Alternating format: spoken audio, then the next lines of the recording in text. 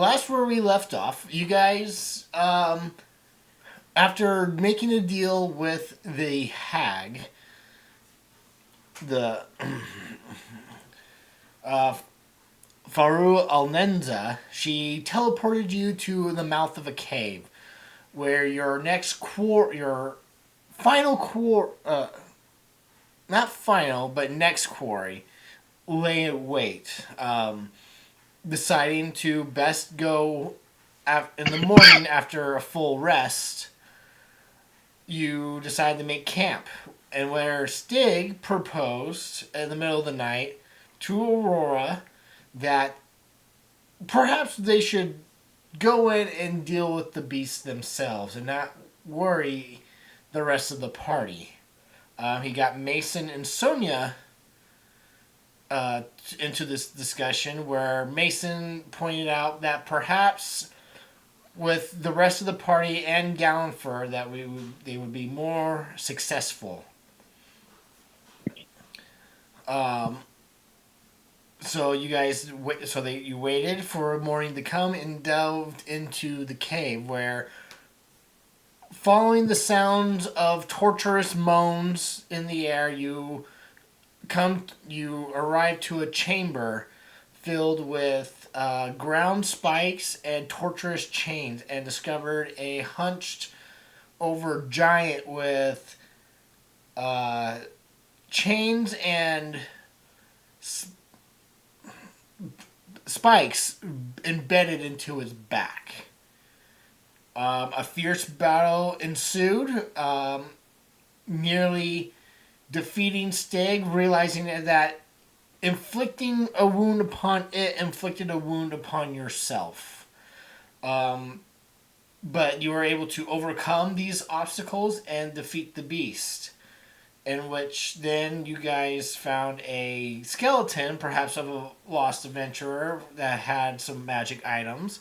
And Aurora decided to stay behind to cleanse the cave of this curse that perhaps transformed a person into the beast, so evil will no longer be in these mountains. The rest of the party leaves and starts making their way towards the city to double check to see if Faru up, up, uphanded, up, held it, her end of the bargain and delivered the survivors from the massacre to the city. So that's where we are picking up. Aurora, you are staying behind for a little bit, while the rest of the party, you guys are in the mountains making your way towards the city.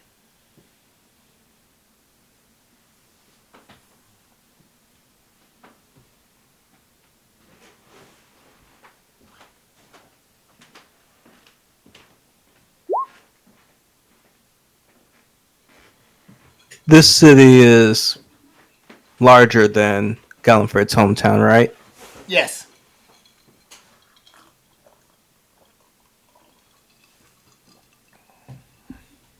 Gallifrey would, of course, lead the way. And as we're heading there, he'll kind of just be mentioning various things he knows about the city. Lots of fancy markets. Should be some guards, musketeers. So don't do anything weird. When have we ever done anything weird?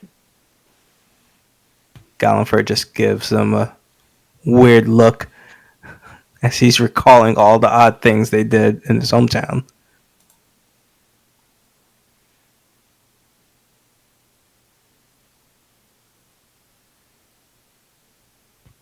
Are you riding Excalibur? I am.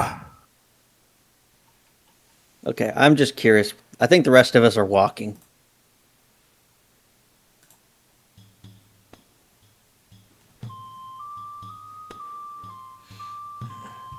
I see your point. Gallifrey will walk beside Excalibur instead.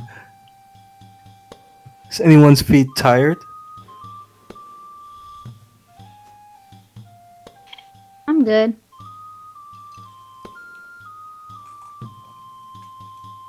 I do have a question though. Why do you guys call yourselves the Meddlers of Mischief? Do you get into mischief? Feeling a little bit more like himself upon hearing this question, Galliford will just start playing tales of their adventures and how they became the meddlers along their trek to the town.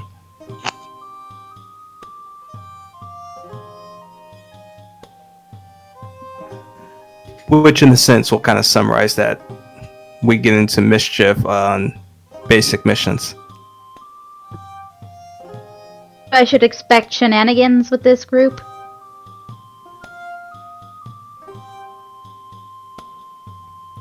Let's just say, So many shenanigans.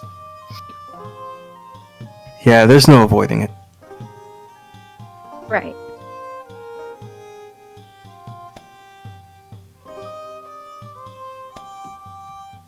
Why, you didn't get up into shenanigans with your old group? I've been traveling alone for several years now by myself, so no.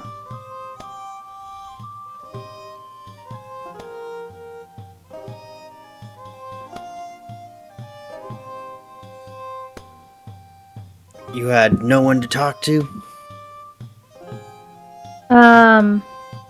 Just my thoughts. And maybe a passing person whenever I stopped in a town. Well, I guess that explains why you were able to meld with our group so seamlessly. I don't know if that's sarcasm or not.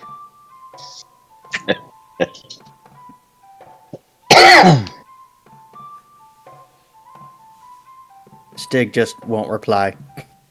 As he contemplates, was that sarcasm?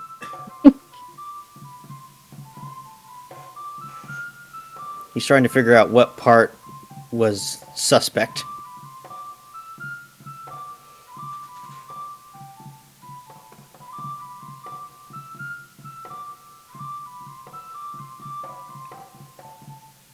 As to your question, Galliford, my feet do kind of hurt, but everything else does, so I think that's normal.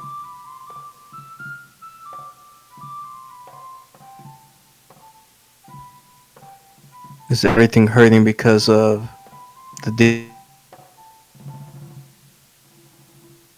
No, it's getting my butt kicked by that giant humanoid beast. Yeah, I only struck that thing once with my rapier, and it felt like I stabbed myself. I can only imagine how you guys are feeling.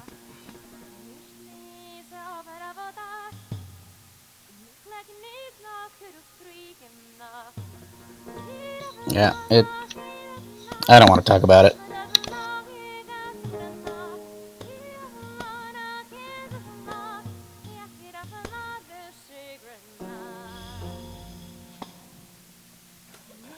You do know where you're going, right, Galliford? Because these mountains all look the same to me. Oh yeah, this should be simple to get our way out of here, and once we get to the trail, it'll take us right to the city gates.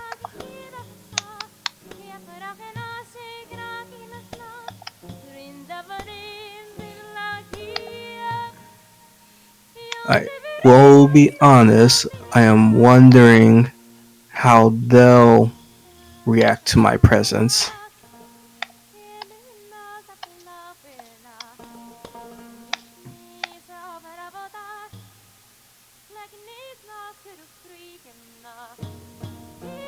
Are you really? Is your family that big in the Feywild? I mean, they were well-known noble family. They weren't like the top noble family, but well-known.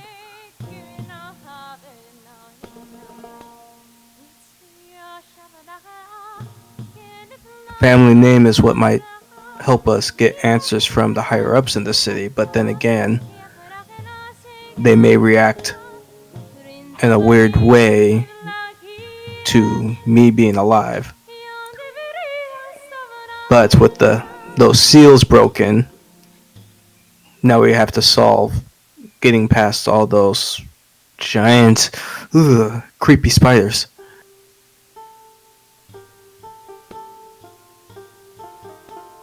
I figure if we can figure a way to deal with their webs, they shouldn't be too much of an issue.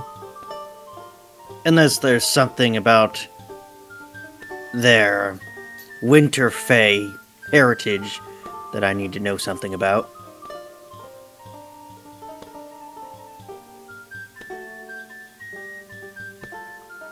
Now I know about phase spiders and giant spiders in the autumn realm. Do I have knowledge about the winter ones? Mm,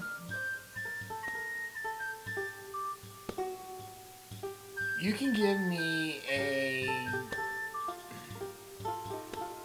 an intelligence check, or give for you give me a nature check.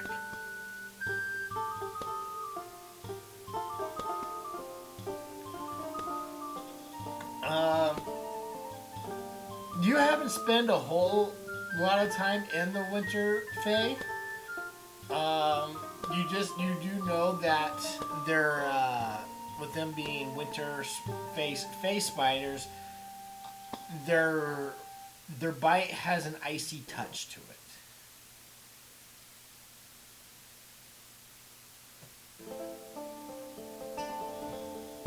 I only know about their icy bite, probably meant to slow down their targets as they try and feast on you.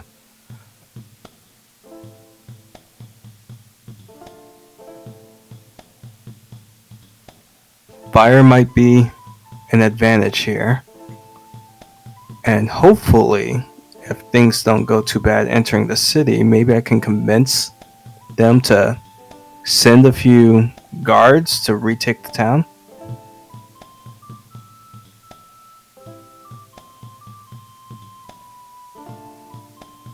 Refresh my memory, but wouldn't this be considered an act of war against the Autumn Fae?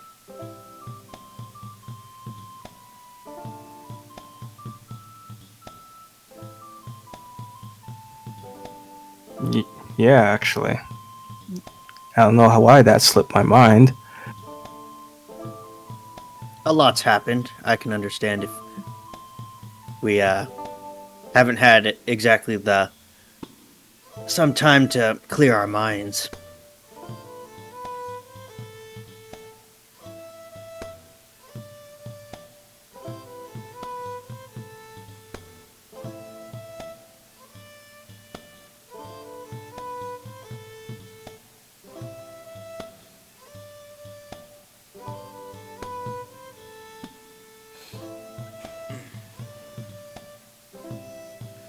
Um, night. Oh, I'm wrong. Okay. No.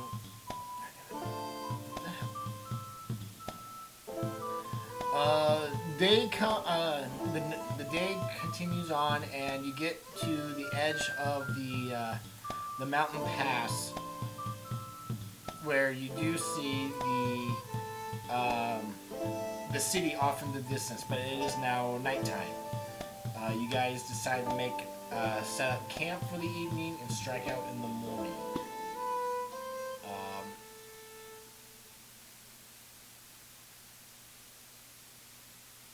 Anything you wish to do during your downtime nightly activity?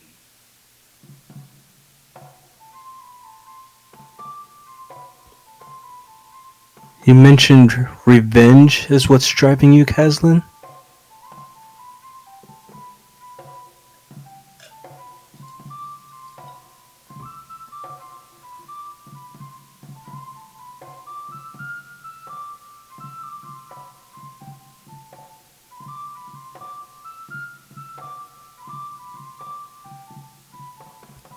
I see we have that in common then.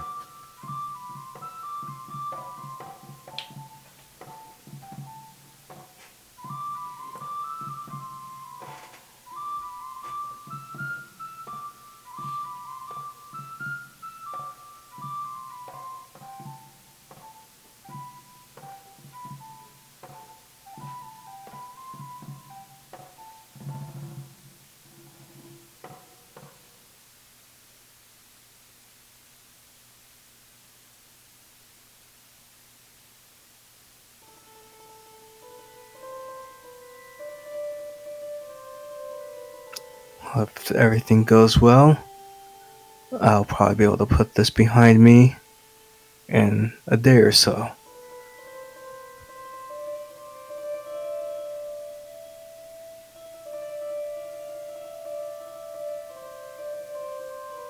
Tired of the maple syrup already, Stick?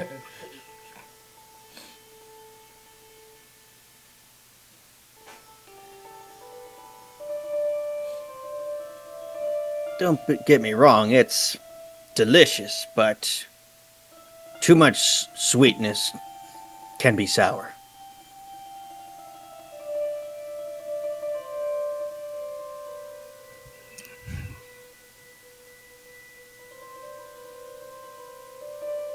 I was about to make a comment, but then it made me think of our missing companion, so I will just zip my lips.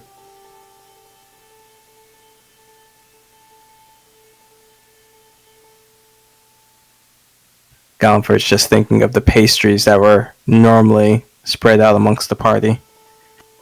The one that Nyx would insist on.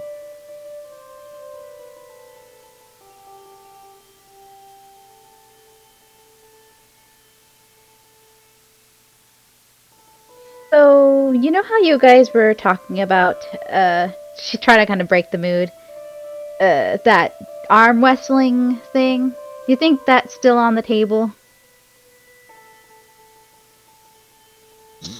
Yeah, we could definitely do a little couple of games if you wanted to check each other out, I guess. I feel like we didn't really get a chance to really show our powers at that encounter with the beast.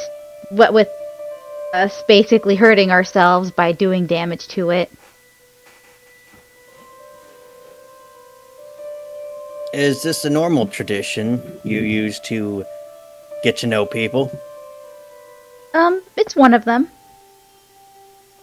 We enjoy having strong people in our groups. Stig shrugs. It shows that I can respect that. I can respect that.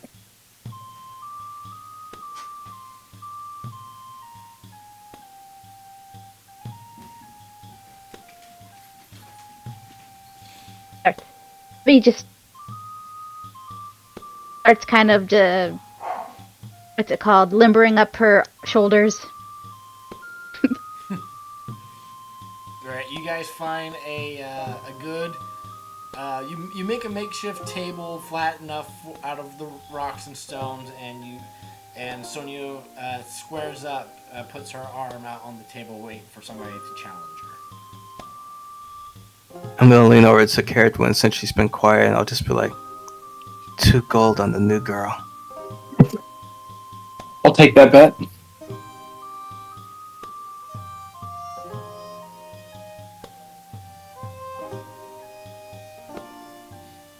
Go on, Stig, take her.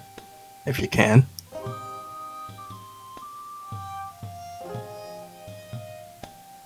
Alright. Stig will put his arm down. He goes, let's see what you got. Alright. Both of you make. I think this is straight up strength rolls. Alright.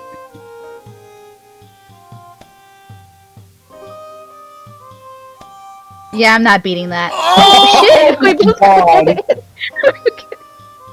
2 crits. Oh my lord. So this arm wrestling goes on for about 5 minutes, and then I Stig think just the table shatters underneath you guys. Yeah, you I guys, think that's a draw. you guys, unfortunately, Stig barely wins.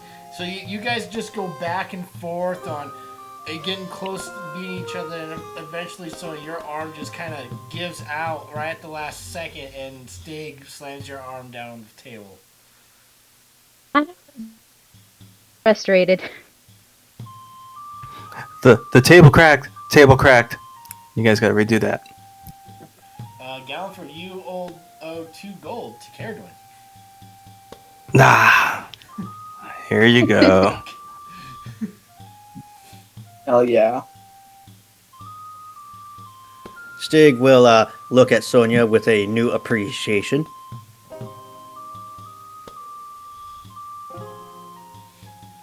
Well, I guess we can't underestimate each other. That was a good game. Shake Yes, hand.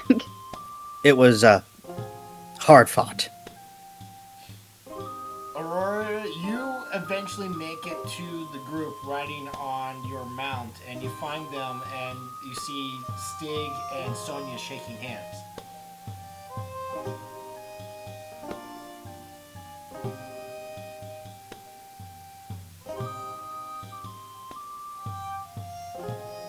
Ken?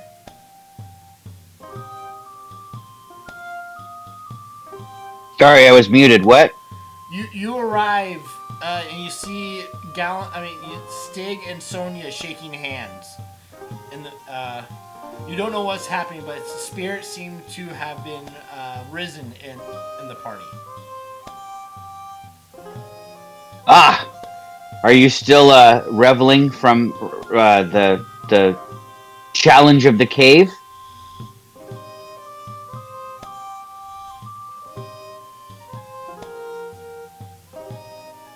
Oftentimes, a combat can bring companions closer together.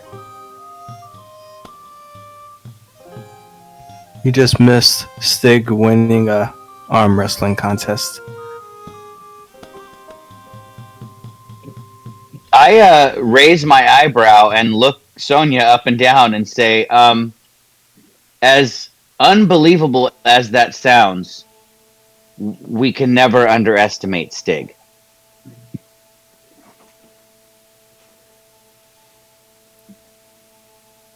Perhaps someday I'll get to see a rematch. But my work in the cave is done. It is now a consecrated location. Or at least it doesn't stink of death. Was there a quick, drastic change once you finished cleansing it? Like, did anything not start normal. blooming around there, or anything odd and Fey-like? I would say yes. I think that's kind of how the Feywild works. That nature tends to take over almost immediately once the bad stuff is gone. Is that correct, Chris? Yeah, it took you all day. You are exhausted a bit from consecrating that massive chamber. But once it was done, it's kind of like you could definitely feel the darkness and the curse being lifted, and the Feywild kind of has come back to reclaim what it had lost. Yes, the sprouts of flowers and various brush was small and just blooming, just starting out. But the beauty of the Fae will soon take over. That's good to hear. And it'll be a safe place for people to, stop and rest on their way through the mountains if they should ever go that direction.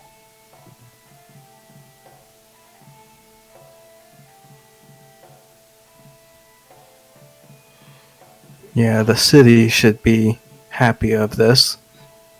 They'll probably post more guards near the mountains now, knowing that there's nothing hiding in those caves.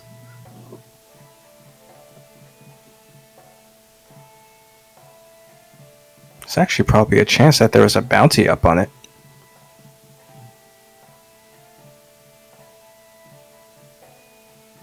Well, perhaps we could claim that if there was.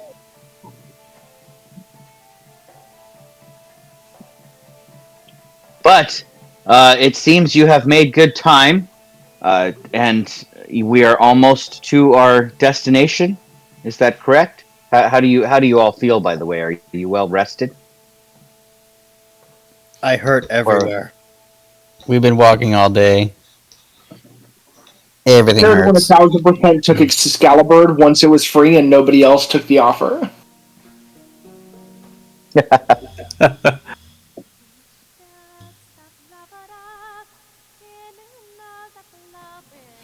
Well, then, look forward to when you are ready to rest, as I will happily stand watch and make sure you can all sleep soundly.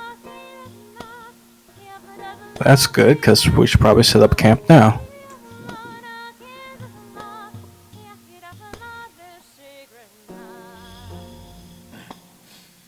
You guys set up camp, start a fire.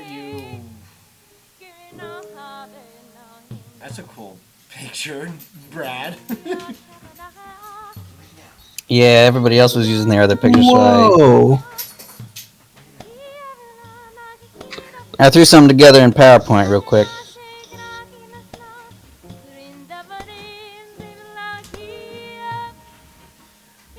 What is that? The link that you just sent out, or what picture? No, I changed my character picture again on my Oh, Roll20.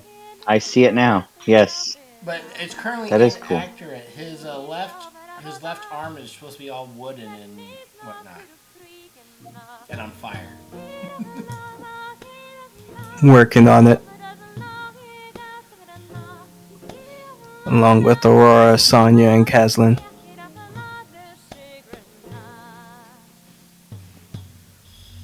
But yes, you guys set up camp. Aurora, you're still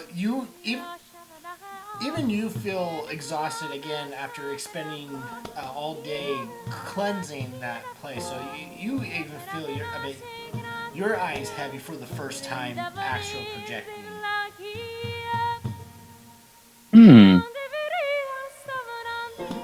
I wonder how I would.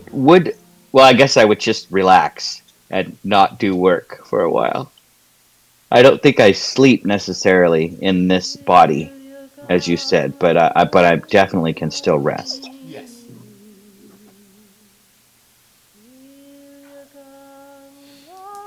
Um, anybody want to do anything one last thing before you guys hit the hay? Coslin, anything in particular?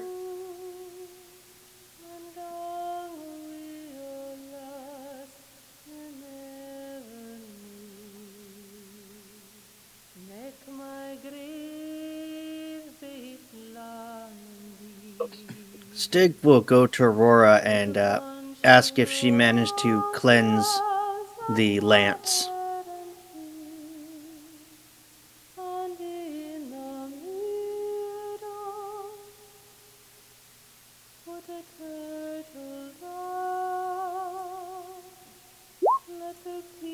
Hello?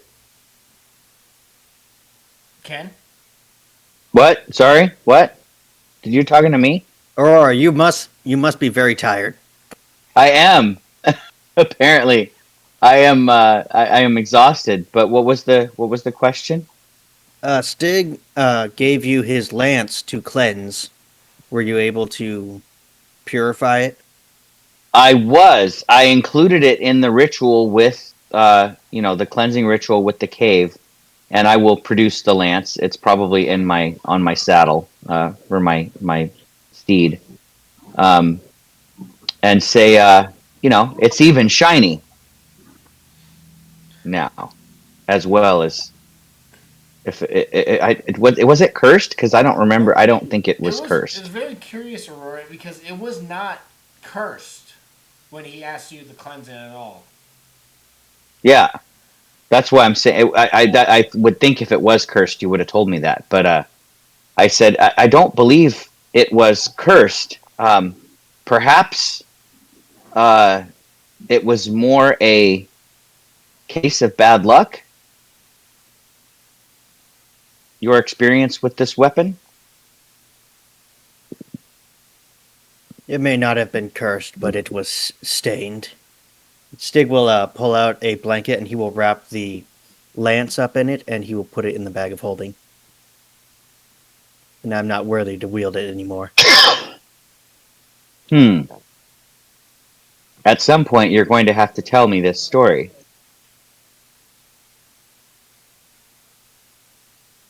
It's not my story to tell. It is theirs. For it was their friend whose story I I have tarnished by wielding his weapon. Oh. Hmm. That's a Well, tale then it for falls another upon the day. bard once again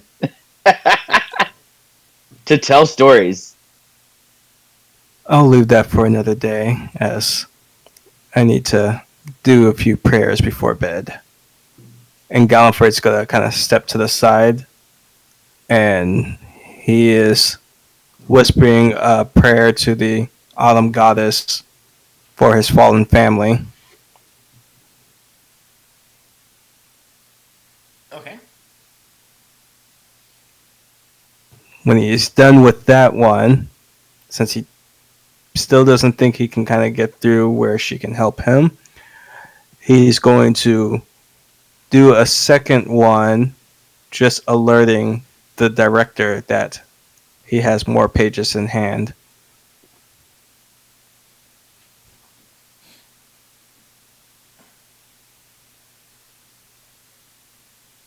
Okay.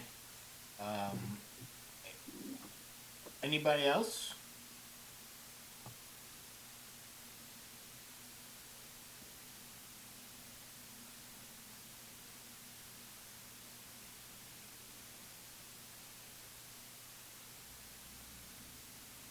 The Once, Oh, go ahead. go ahead. Stig will, once he's dealt with the lance, he will make sure he will find a position where he can sleep comfortably without his wounds aching him too much.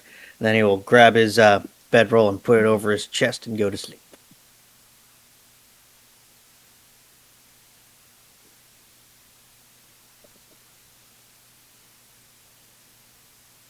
I will open up um, the sketchbook that I acquired from Nyx and begin or continue working on my sketch of Stig. Okay.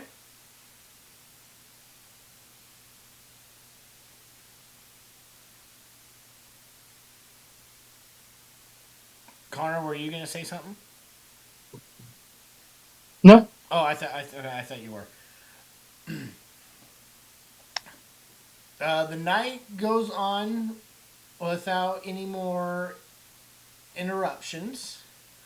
No portal leading to a hag's lair appears.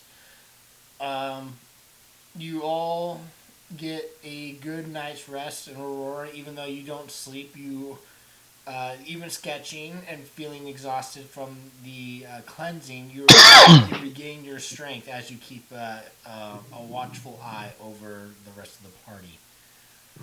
Um, Mason's arm, yours is still, it burns through the night.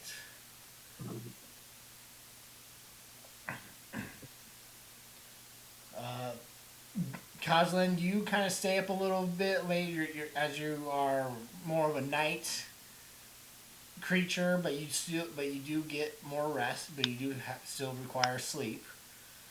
And Morgan is helping Aurora keep watch.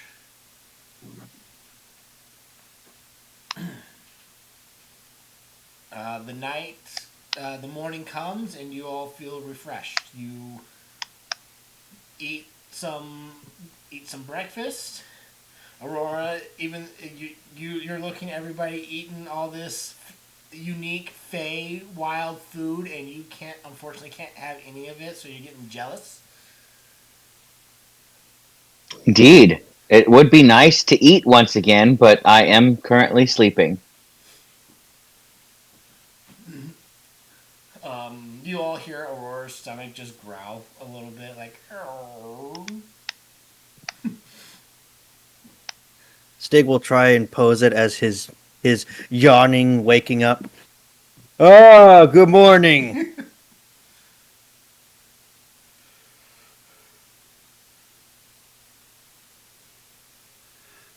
Morning.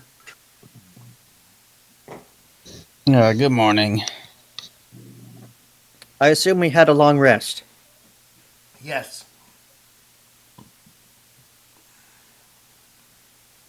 Yay!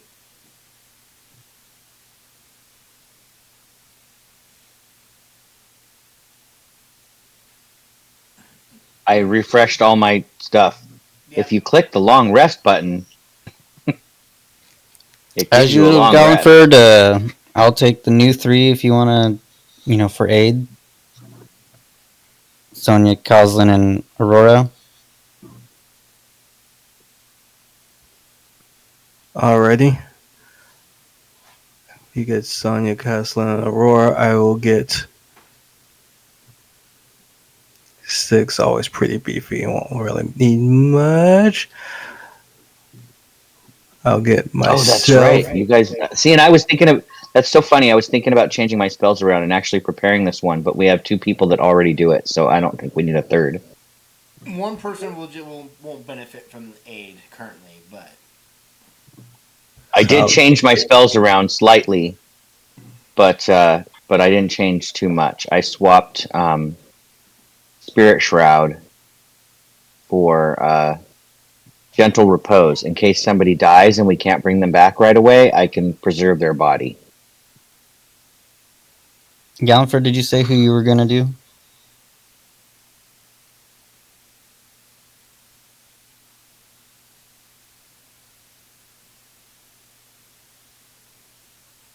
I think Stig's left out again.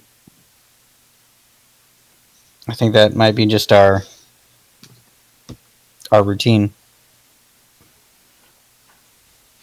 Stig doesn't need it, right? Unless Stig needs more hit points. I think we fleshed this out last time. You're just getting on his level. Yep.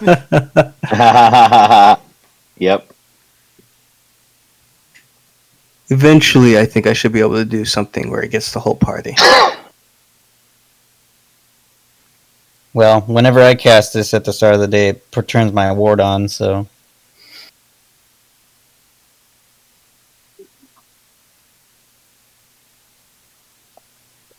Anyway, are we all ready to think we can make it to the city today?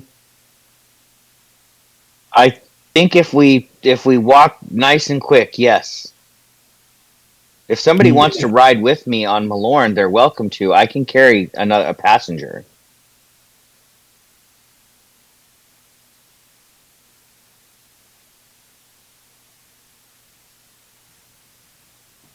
Well, even if, 4 people ride, we've still got people walking, so we wouldn't Yeah, be that's any true. faster.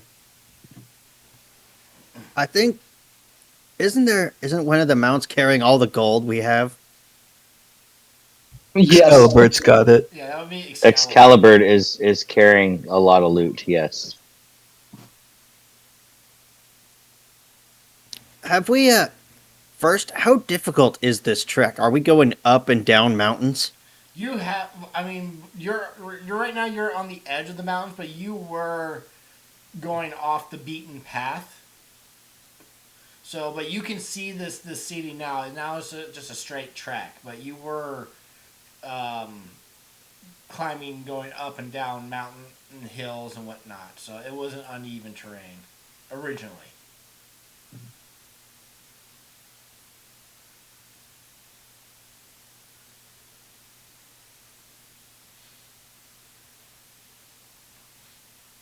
So you all pack up camp, and you make your way. You head your way towards the city of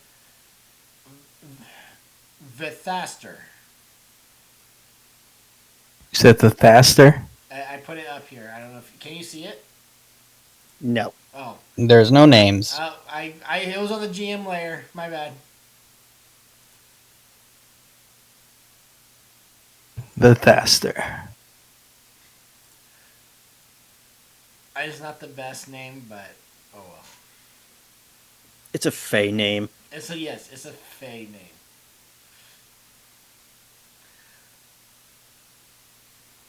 Gallenford, what's it mean? Vithaster. Sounds Feyish. Is there a set meaning, or should I just make up one, DM? There's no set meaning. So if you wish to make up one, go for it. It means noble autumn. How very on the nose. So is this an important city?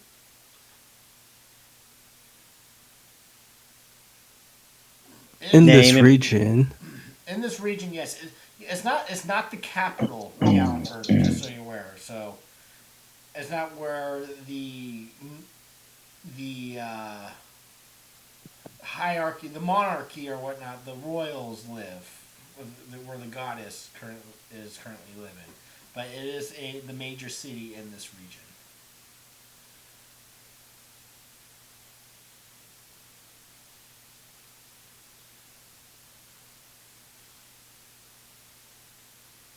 But when I would know the current. Well, not probably not the current, but like the last leader when I was around at least of this town, right? yeah, you would know probably who you would know of the people in charge. Yes. But since you were never a full fledged musketeer, you've never really met them or mingled really, except for gatherings of the nobles and whatnot. So it's just unique occasions.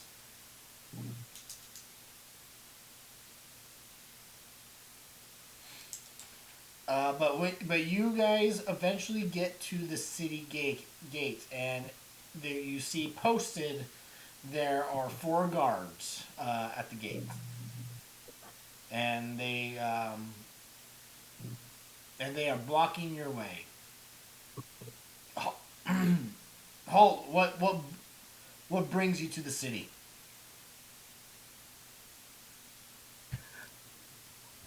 We have come for aid and hopefully assistance in retaking the town of Everfall. I am Galliford Storsando. Um, the four look at each other. Really? You're Galliford of the Yes, Storzandos. and I am aware of the confusion as the same thing came up when I returned home. But right now, the town is overrun with giant spiders unleashed by a winter fae that was masquerading in the town. They draw their weapons and point them at you. You are under arrest for impersonating a noble and for the destruction of Everfall. On what charges? It What just told proof? you identity theft and destruction of property. On what proof? Sorry, that's just our default. What do you mean I'm arrested for doing these things? Mason's gonna walk up and pull gun for his side. My client has nothing else to say this matter. He has the right to choose to face his accuser. We will see you in court. Excuse us. Don't say anything else. Do not get in the way, civilian. I'm gonna flash my military badge. I am not a civilian, sir. Um, they look confused as they do not recognize your insignia.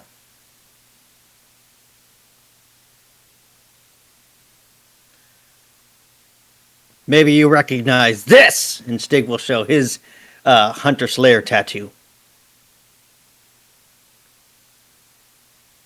Stig, give me a persuasion check.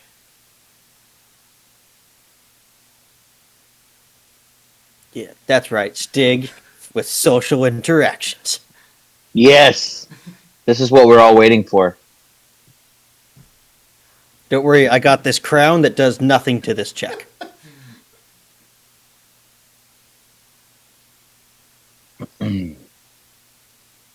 Um, yeah. Can I give Stig my inspiration? I'm just gonna be like, Stig, come closer so they can actually see it and take a good look at Yeah, it. so Stig, roll again with advantage.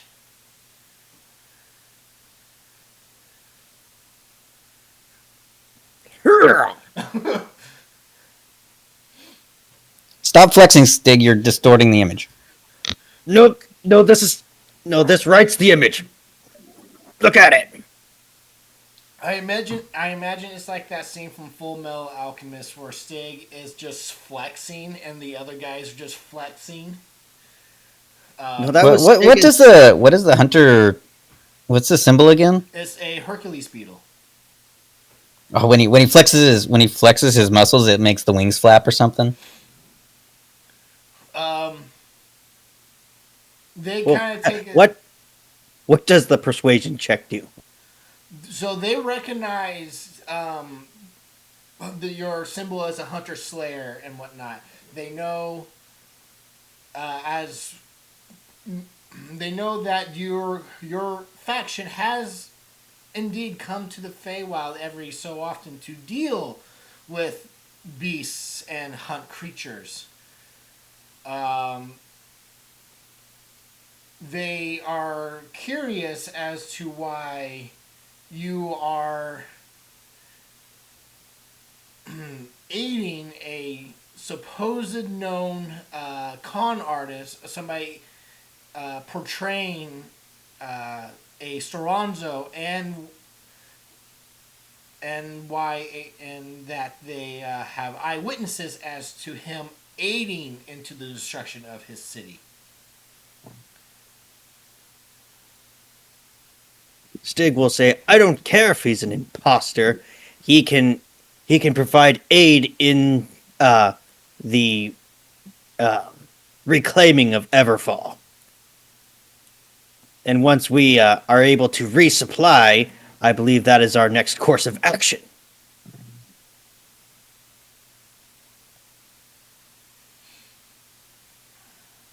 We have a powerful we have two powerful ladies of the religious cloth that are able to keep an eye on him should he turn on us. Do you doubt their integrity? Points to Aurora and Sonia. I do step forward and say yes. Uh, he speaks truth. By my divine order, I will make sure that justice is served. You needn't worry. And As what a matter of fact, you could consider the person already in custody. and what order do you belong to? I serve. My God's name again. The Justice one. She was very tired. Zul. You serve. Your god is Zul, but Yes, Zool. the order you belong to is of the Silver Ring. Oh, that's correct. I am of the Order of the Silver Ring, a lawyer follower of the God of Justice, Zool, and I shall see my tenets carried out faithfully. One of them being duty, which means that I am responsible for all my actions and their consequences, that I protect those entrusted to my care, which is all of these here. However, if you wish to challenge my authority on this matter, I would be happy to do so, and I will place my hand on my sword hilt.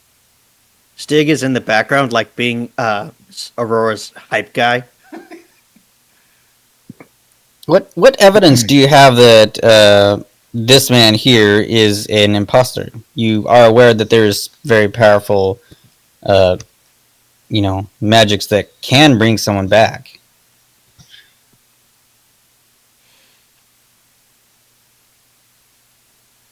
What is your evidence? We have eyewitness reports of him aiding and abetting the the fall of Everfall, and it is known that he was never resurrected.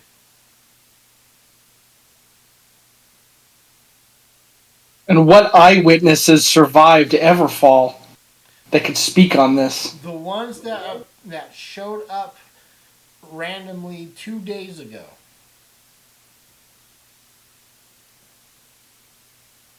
Those are the people Oh, who we help saved, and I we're think they can speak on our behalf. yeah, take us to them. let alone the companion who joined us who helped save them. As Indeed. Gallifrey points towards One of Caslin. those survivors is here right now.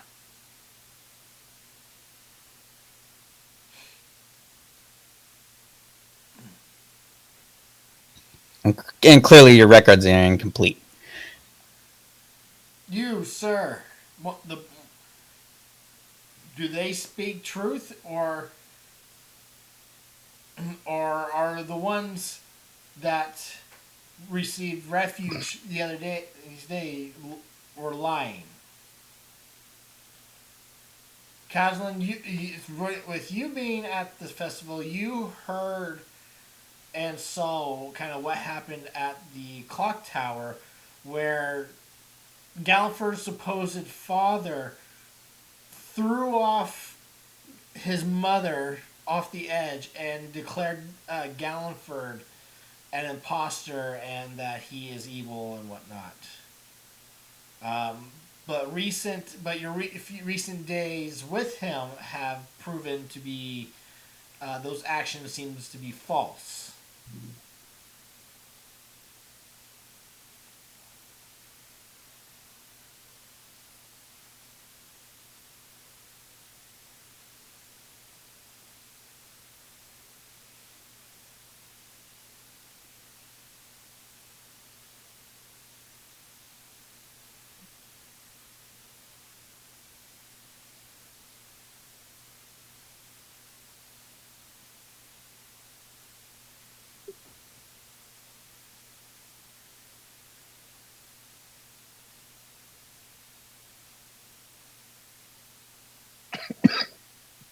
Did this get awkwardly quiet?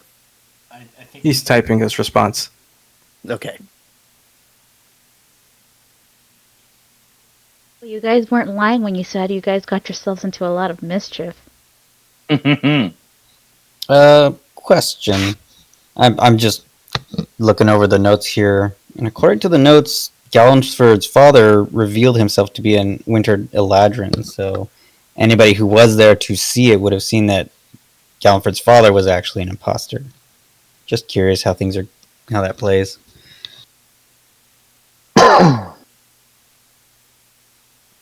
Mason, you forgot to yell objection. God dang it! Sorry, I'm a soldier, not an actual lawyer. Just some books I read about helping Caradwyn with her studies.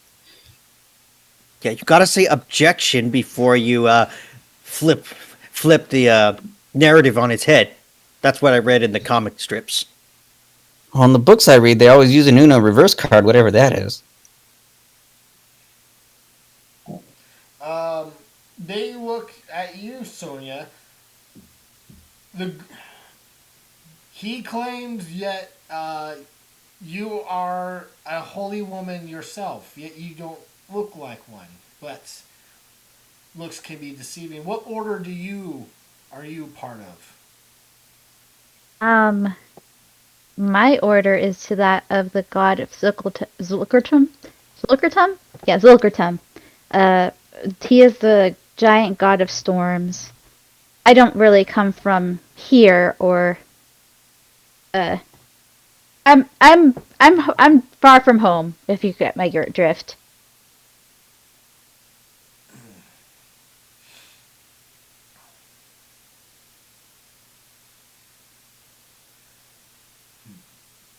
Can you vouch that this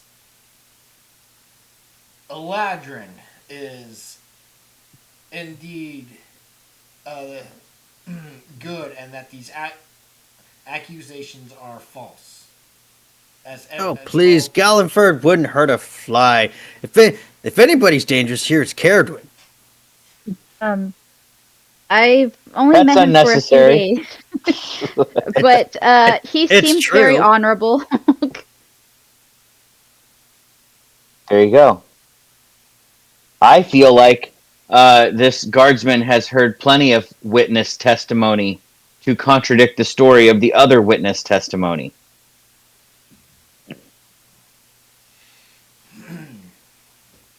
He's a little bit mopey, but other than that, he seems like a good guy.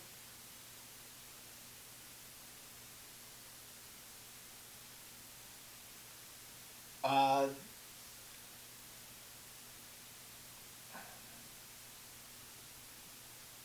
if you, with your testament, Aurora, that you mentioned earlier, they approach you.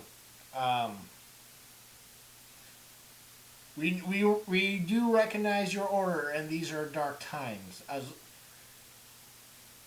strange things are happening, but if you vouch for him, then you will also take full responsibility for him.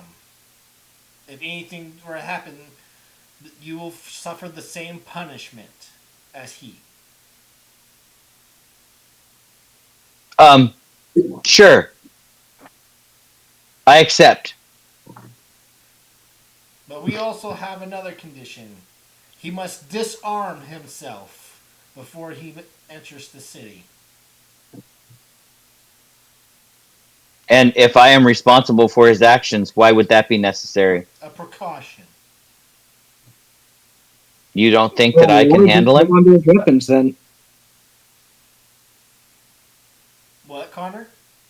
I was just suggesting that if Aurora's responsible, and Aurora hold on to his weapons so that we Yeah, still I was have actually- possession of them. I was just gonna say, all right, Gallenford, hand me your rapier. I will confiscate your weapons. We will confiscate him, and he will. No. Yeah, that is unacceptable. You just placed those him. were purchased for a lot of money, and if you want to disarm him, we can take them. You already put him in her possession. Correct. She You can put carry him in his our weapons He and be either responsible for those. disarms or does not enter the city. I would like to If you speak are to your disarming him- supervisor. I was I'm going to gonna say, I want your Karen this names and fucker. bad numbers, and I want to speak to Yep. your manager. I'm gonna Karen this guy. I would like to speak to your boss right now. Those are some powerful magic items. That low-level thug ain't gonna get them. Yeah, no way. He's gonna end up in a gutter, and if he doesn't shut up right now.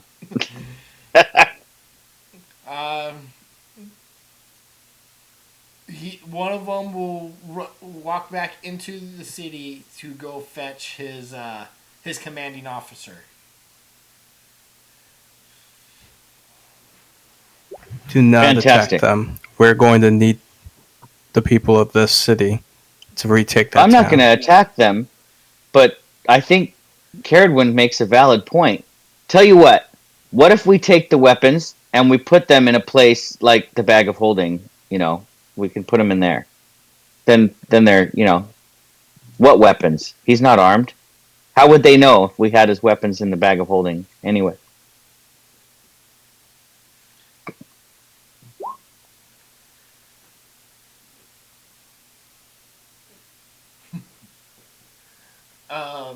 Some time has passed, but the guard returns with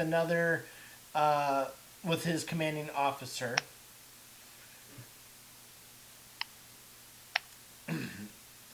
So I have been informed of the situation. What seems to be the issue with our terms? That we purchased very expensive weaponry, and that we don't want to give it over to you if we can hold on to it and keep it secure away from him ourselves. And so, just because they're expensive, And magical and powerful. And we don't know you. and we don't know you, Okay, but he won't be armed. but you can arm him once you leave our site. Not if this paladin took an oath not to arm him. Not to make things worse Correct. or whatever, but I we would could just never- walk. We could just walk in there and buy him a sword. Also, That's pretty funny, actually. There is no way for you to stop us from arming him, so you either trust us or you don't. Ooh, that's the wrong thing to say. Okay, I get it. But let me turn to the. I'm going to say, excuse me for a second, Commander, Sir, whatever your name is. I would like a moment alone with my charge and our retinue. Could you step back? Could you step back? Yeah, step back. And Galliford, you see that they brought a musketeer, like a full-fledged musketeer, the same rank as your brother. Seeing that, and Galliford will kind of remove his It's hat 5-minute recess. that's kind of made to emulate his brother and everything. And first he's just going to be like, did you know Aether Storzando?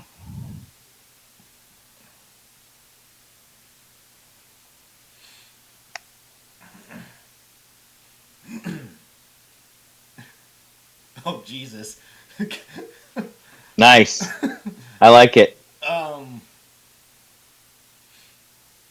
Yes.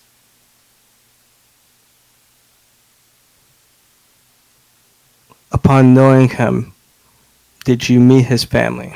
Did you see me when I was younger, whether you believe me to be who I am or not?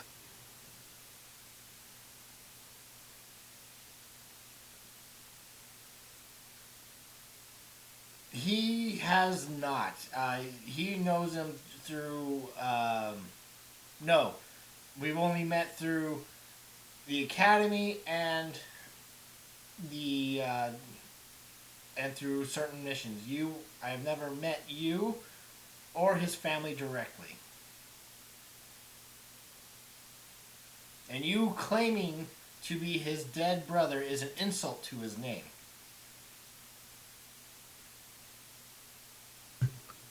Whether you believe something or not, despite what has happened to me, isn't the factor. But if I can prove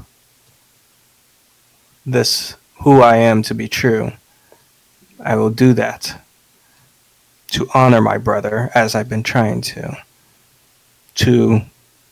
honor my family and retake their town that was taken.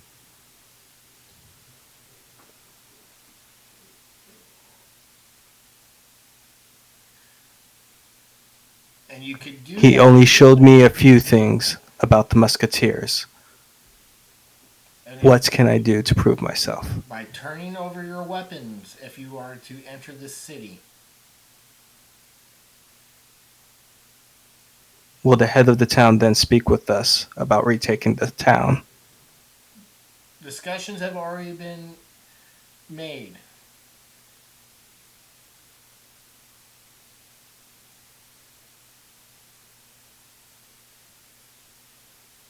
Is there a promise that we get this back upon leaving?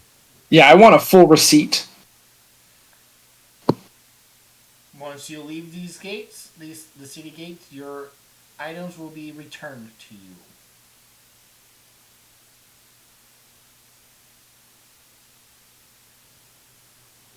I will set the rapier in this musketeer's hand, memorizing this person in particular.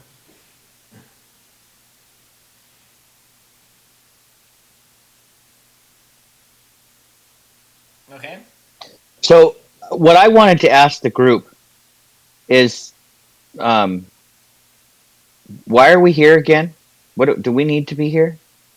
We are here I- to we're here to resupply, kind of flush out our stockpiles, and also the refugees that the hag whisked away are supposedly here, and we wish to confirm her To check on intentions. them. Right. Okay. Yeah, in general, I think we're here to check on the civilians and then spend all this gold that's weighing us down.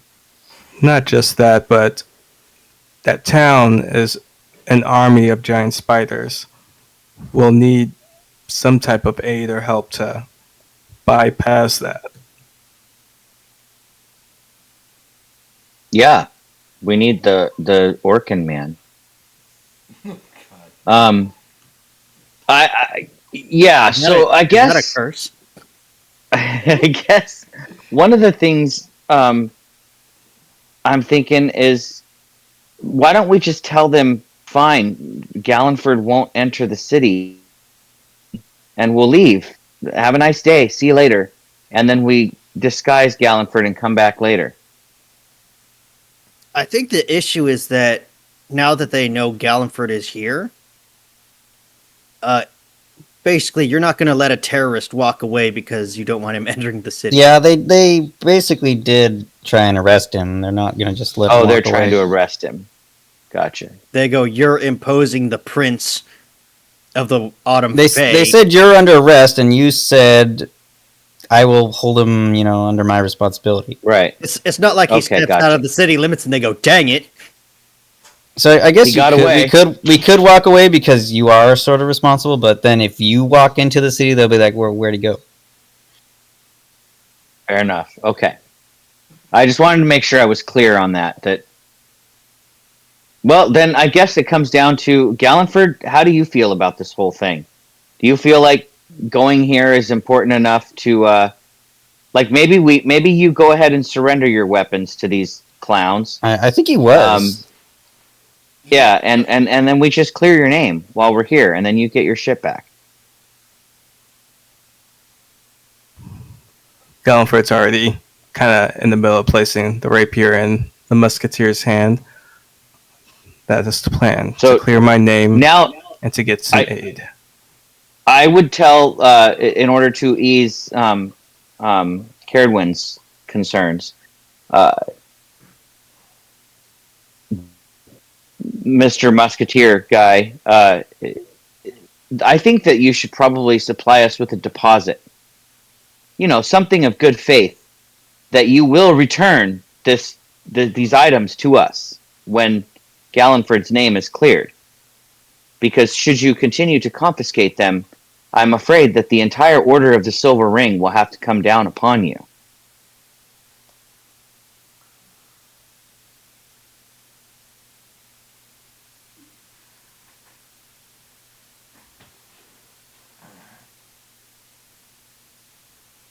So what kind of assurance can you give me that, you're not just trying to rob us here?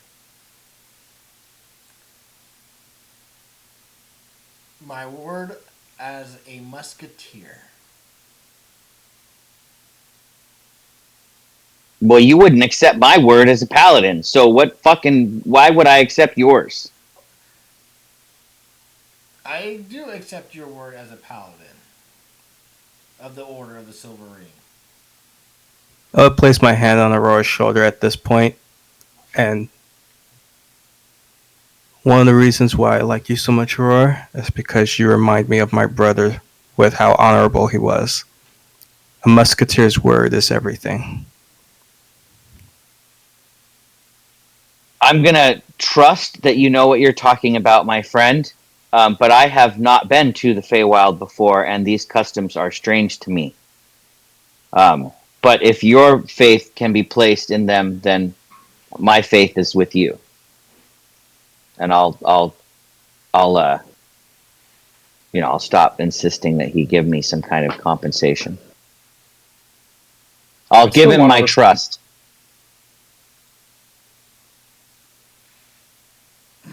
You want a what, Caradwin? A receipt. A receipt. I like that.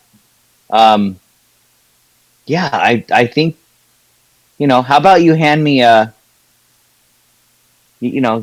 dagger in your boot as a receipt, as proof.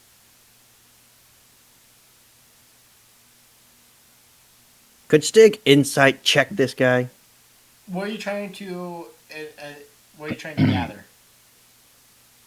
That he is being sincere. That he is acting honorably as Gallenford says he does. Okay, yeah, you can give me an insight check. Because I don't believe any of us have ever met another musketeer besides Gallenford.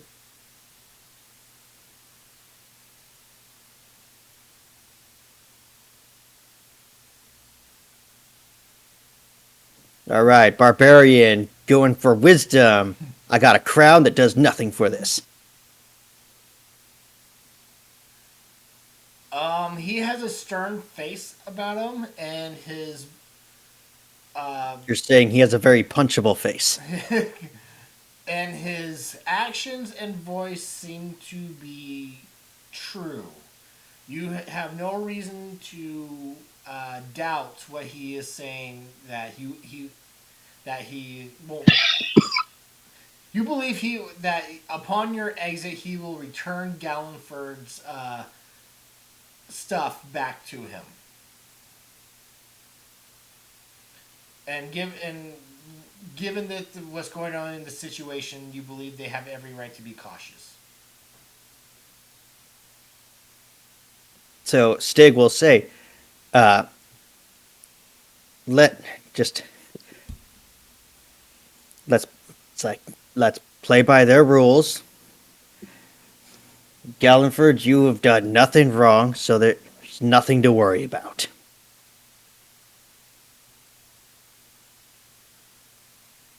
And so this guy is probably standing in front of me looking at my other weapon. I hand the crossbow as well. Okay. And he hands it to his officer, and he still holds out his hand.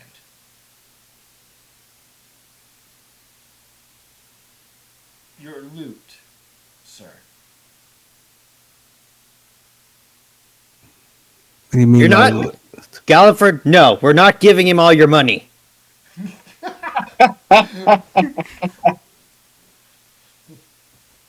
Comfort, maybe you can get away with the it's just ceremonial excuse. It works for me.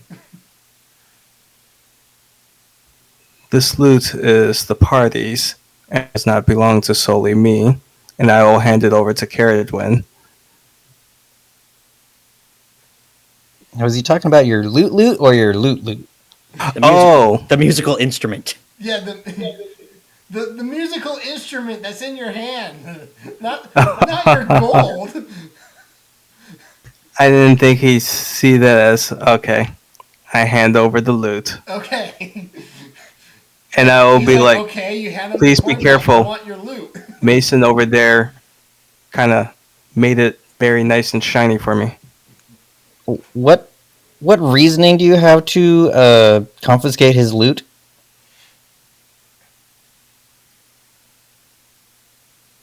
Magic can be cast through a lot of implements, given the way that he is dressed, and that and from what he claims and who he claims to be, is only fitting to confiscate the way his instrument, so he doesn't produce magic, essentially. All right. I was guess kind of that- unique in that type of casting. That should help prove who I am. But here it is. I suppose if we have a reason for it, it's fine. Out of character, as soon as we get in the city, I'm buying Gallenford a lute and a rapier. Aurora can hold on to them, but they're going to be there for Gallenford to use if we get in a fight. Just to prove my point that it's stupid what they're doing. I was going to say, Gallenford just pulls out like one of the weapons he has in the bag of holding. Gallenford just picks up a leaf and does one of those like leaf whistles to as his musical instrument. But once I like that. New character idea. But once his arms have been handed over, they will clear the way for you to enter the city.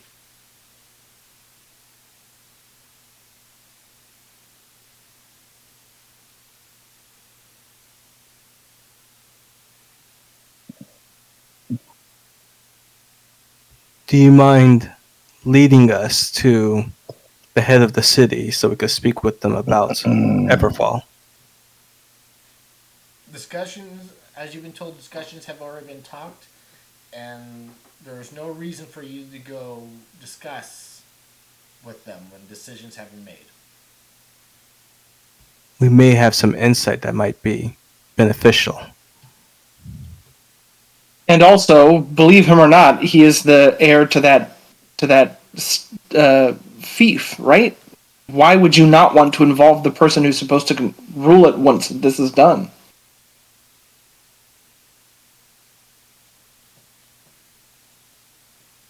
Stig is just walking in. Yeah, we've said our piece. Time to just move on before we get in more trouble. I assumed we were walking with this person since they weren't one of the 4 guards standing at the gate. Oh no, he's saying enter, and he was gonna watch you all enter. He's not walking with you. Okay, then I would know where this place is, so I'm just going to head to there.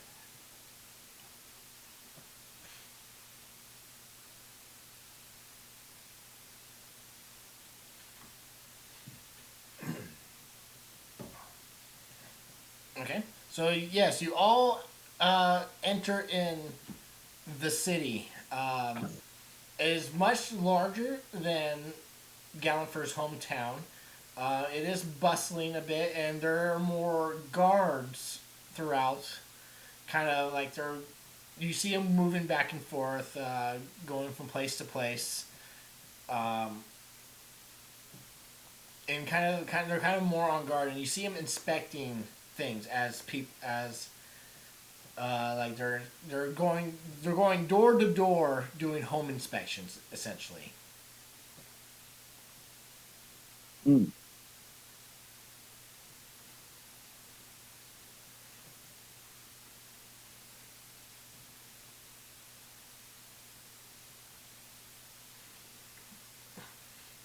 So what do you do in the city?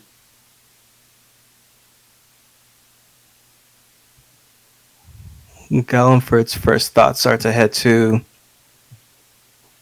the head of the cities where they're having these discussions.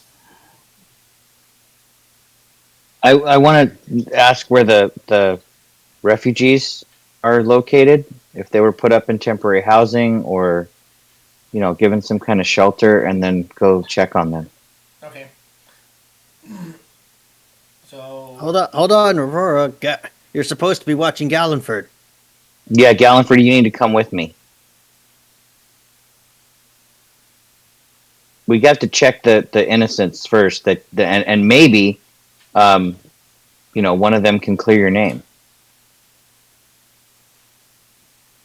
I'm not sure if they'll be able to see anything much different since they only saw us briefly into the night.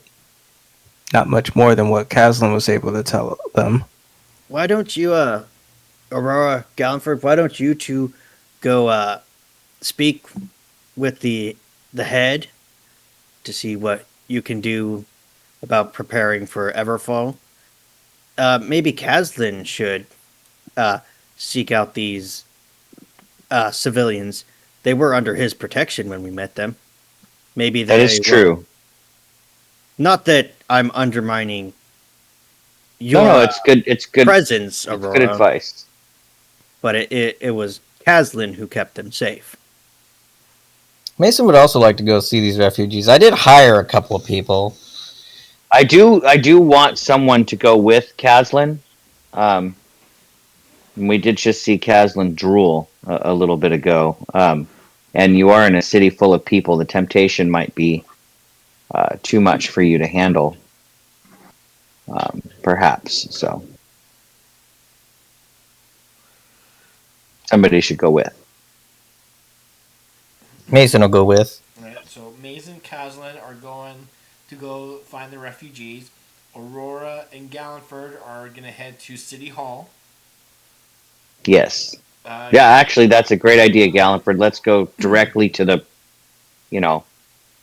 directly to the man To in the charge. top and file a complaint. Yep. Stig will go, it's like, looks like everything's coming together. Turns around and he goes, Rick, why am I stuck with you again? Caradwin. You guys, Sonia kind of looks at Caradwin And Stig, do you guys have a thing or something? It's not like that. Okay. I mean, like a love-hate relationship, but I guess it's just the hate.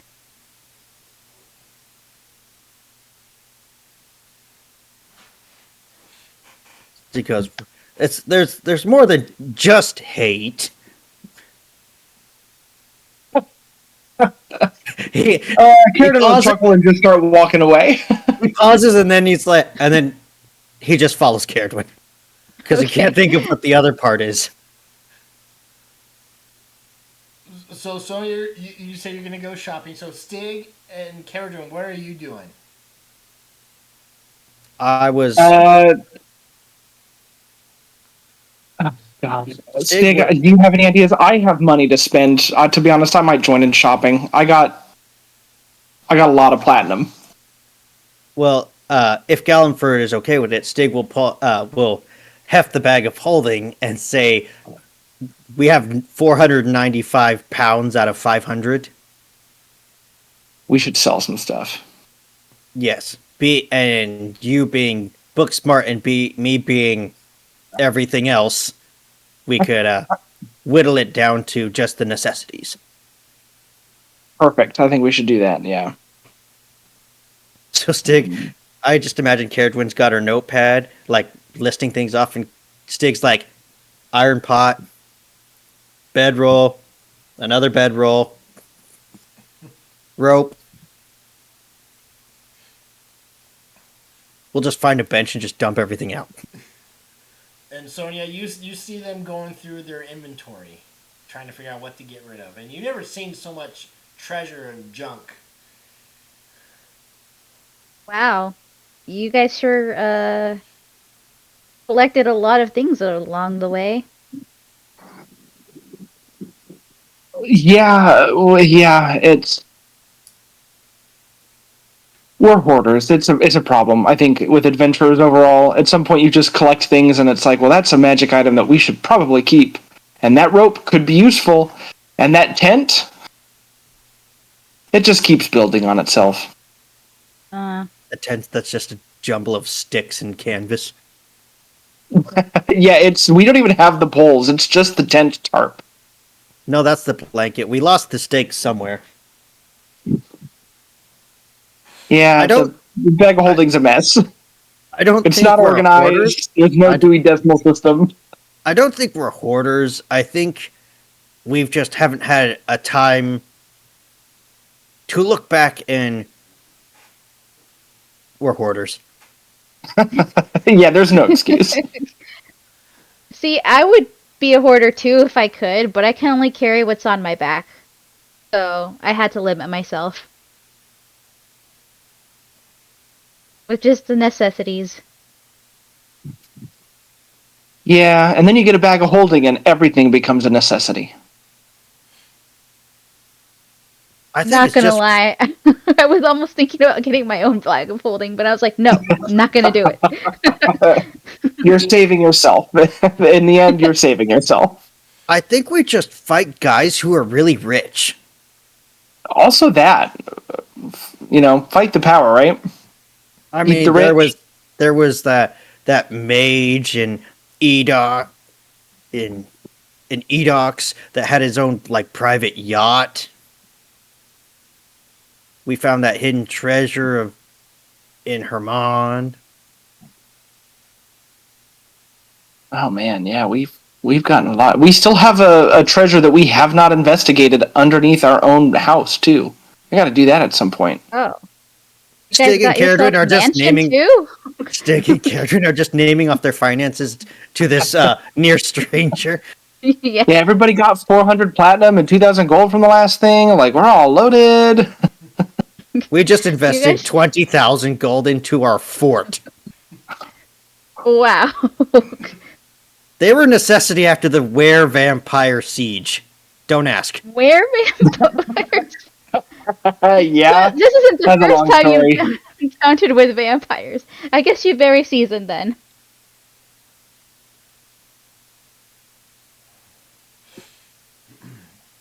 Oh man, what This- a fucking time! This goes on the whole time. Yeah. Um, so you all split off into your groups, and with that, we're gonna take our 5 minute break. I gotta use the restroom. So let's start off with Mason and Coslin.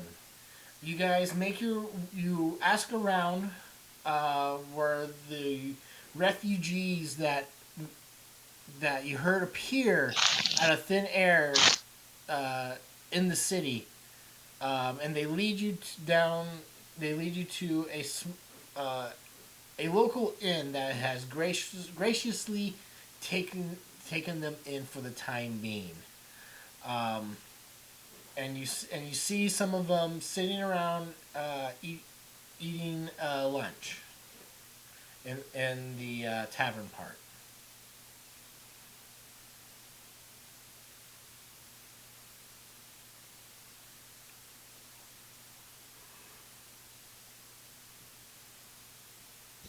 Do they respond at all to Kaslin's appearance? Do you approach and let you guys be known?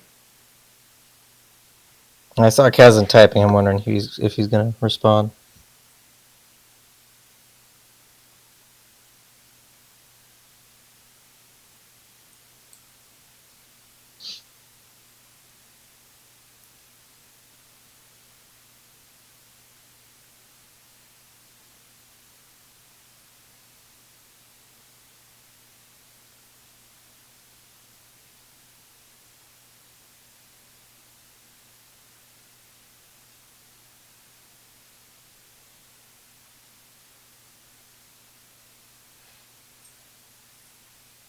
Okay. Yeah. So as you approach, they do recognize you, Caslin, and that they are happy.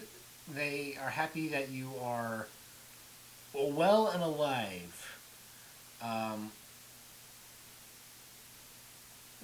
what happened? Well, where did you go? 1 minute we were all together, and the next we were in the city.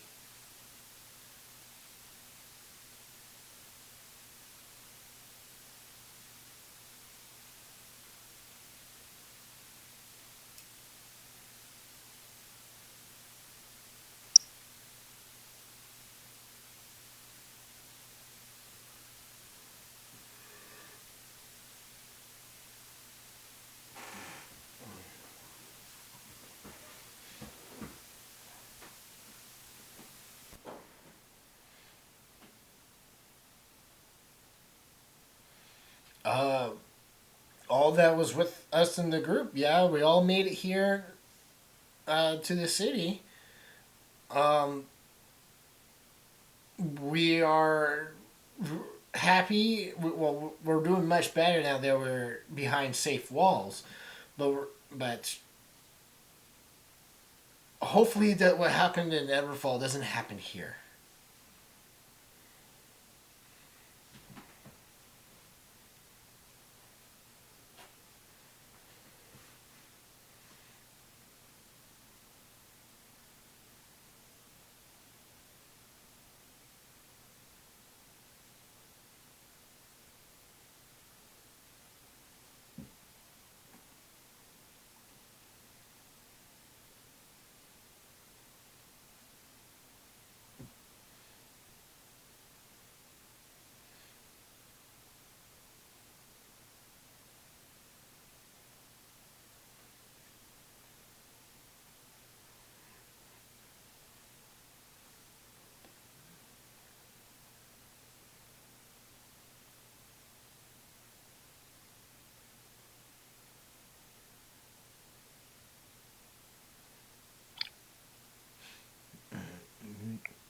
We're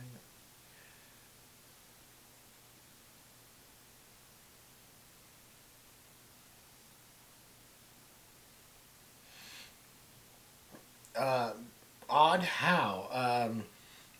As you know, the fireworks were let off early, and next thing we knew, we were surrounded by cold webs and giant spiders.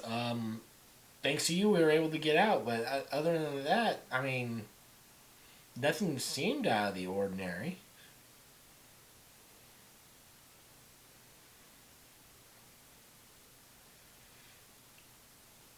Or are you talking about this city?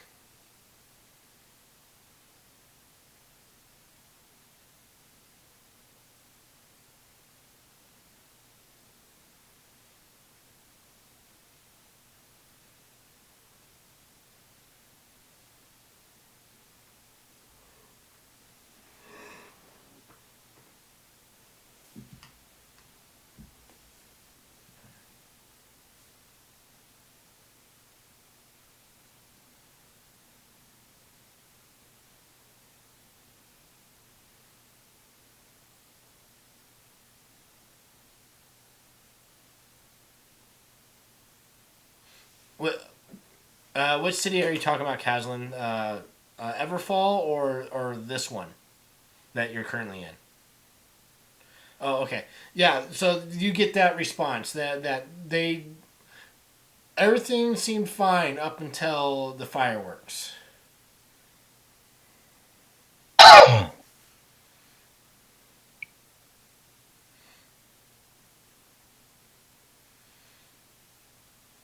But we appreciate everything that you have done for us and that helping us get here. Um, but we are curious what did happen to you that night. The night we appeared here.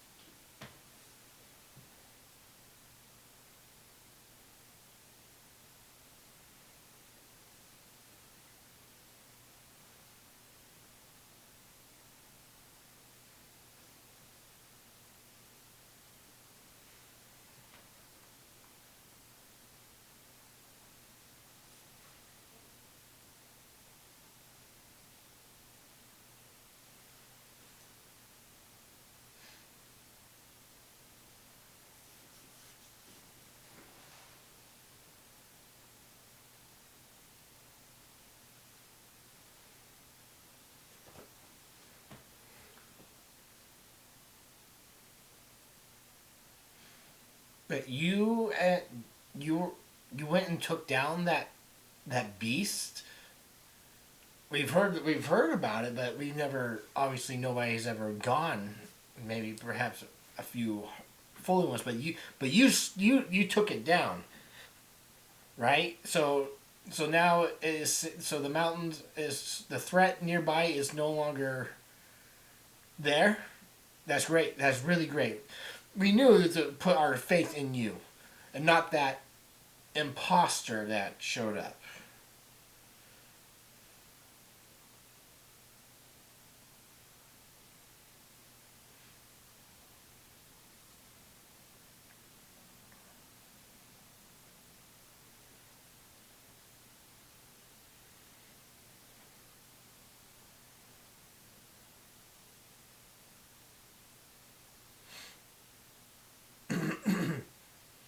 Well,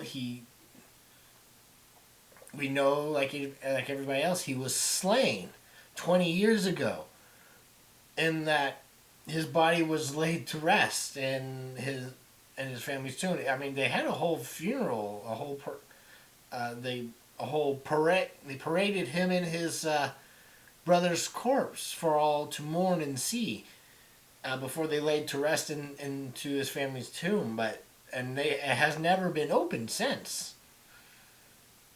So for this person to go around and discriminate and drag the Storanzo family to shame is just low and pitiful.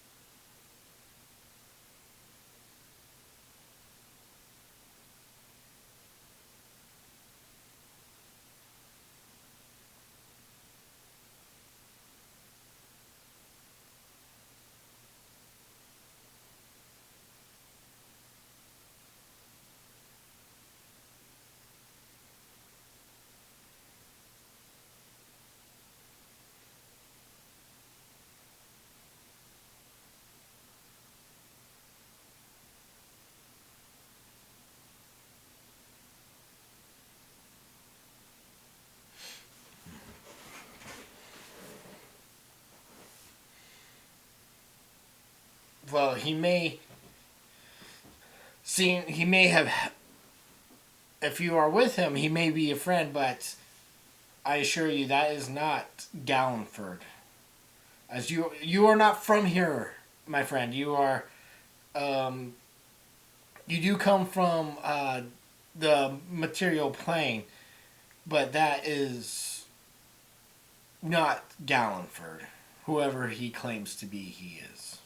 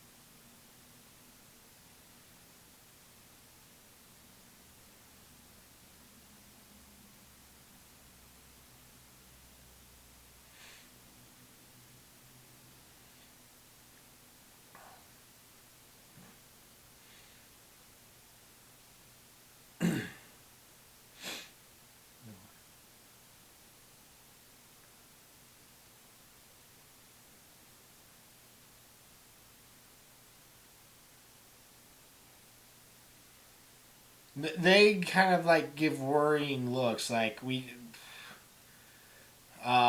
they're unsure because yes, they are grateful for you to lead them to safety and everything like that, but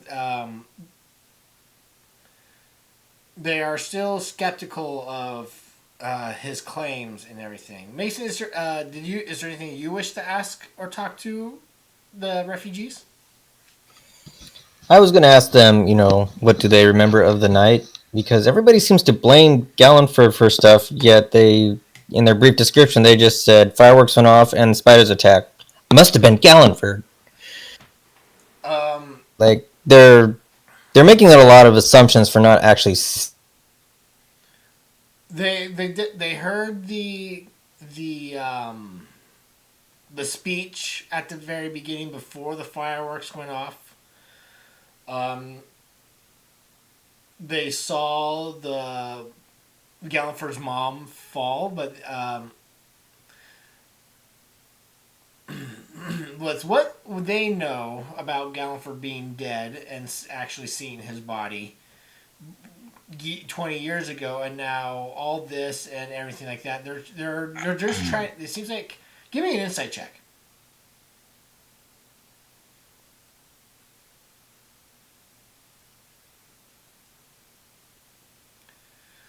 They are shooken up.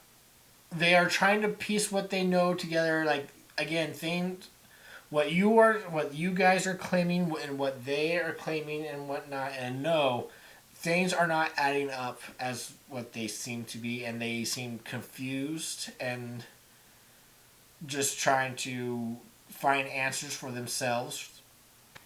Would you be able to remind me what kind of relationship Gallenford had with his town? Like, was he liked, ignored? Him and his Was he the family local were hero? him and his family were well liked. They obviously they were like the noble. They were the nobles of the town. Um, they did they so he Galliford was originally was the Galliford they know was well liked and respected in the town. So the reason why I ask is I'm trying to figure out if I might be able to convince them that this is either like he's come back to save them like a Jesus, or if like his death years ago was like a cover up or something. Just trying getting them to question and that maybe this is the real Gallenford. Um, you can give me a persuasion check, and I'll give you advantage with Caslin vouching for him. I think the way I want to spin it is just like you see him and you immediately assume he's a imposter because Gallenford's dead. But what happens if this is the real Gallenford? Is that a bad thing that he might be back, or is this a sign that things are going to get better? Did you say persuasion? Yes, with advantage. I'm going to get ready with my flash of genius as well. We'll flash of the genius that and make it a 16. You are now. You definitely have that question. Like, wait, what if he is? I mean, you started a flame, and people then they started to whisper and whatnot, like what, and started to question what you're saying may be true. We didn't think they didn't think of it like that. They're all these claims of him being dead and actually seeing his body, and that his father ousted him as an imposter. But all the conspiracy now, they're like, wait, what if he is? What, come back to save us? What if something doesn't add up? And they just start going at, just being. Yeah, you don't have to change your mind immediately, but just have that in your head. What if Gallenford is back? What if he actually is back? Yeah, you planted that seed.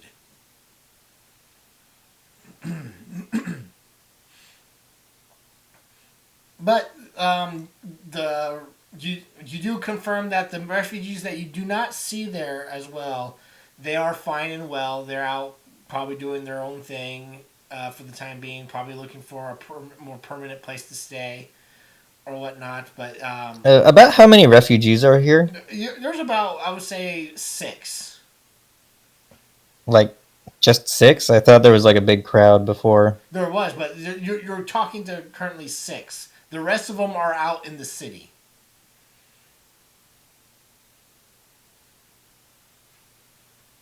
I'm not sure how much I trust these few individuals, but I'll give them like 50 gold pieces. Be like this. Consider this, from me to you, in place of the Gallenford I believe to be real. You know, just this is a gift from Gallenford to you, his people. I'm sure he would do that if he were here, but people keep questioning him, so he can't do the good things that he wants to do. So accept this from me in place of him. They will graciously take that, and they will, once they get once they meet up with everybody, they will distribute, blah, holy crap, it evenly. Oh God. Amongst the rest of the refugees once they return.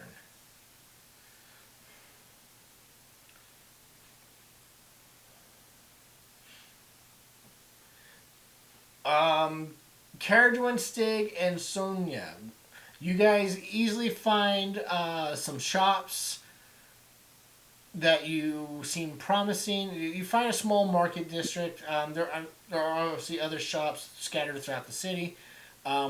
What are you wanting to do? First, we need to. What was that? You cut out. We're gonna make some hard decisions. We're gonna sell some items.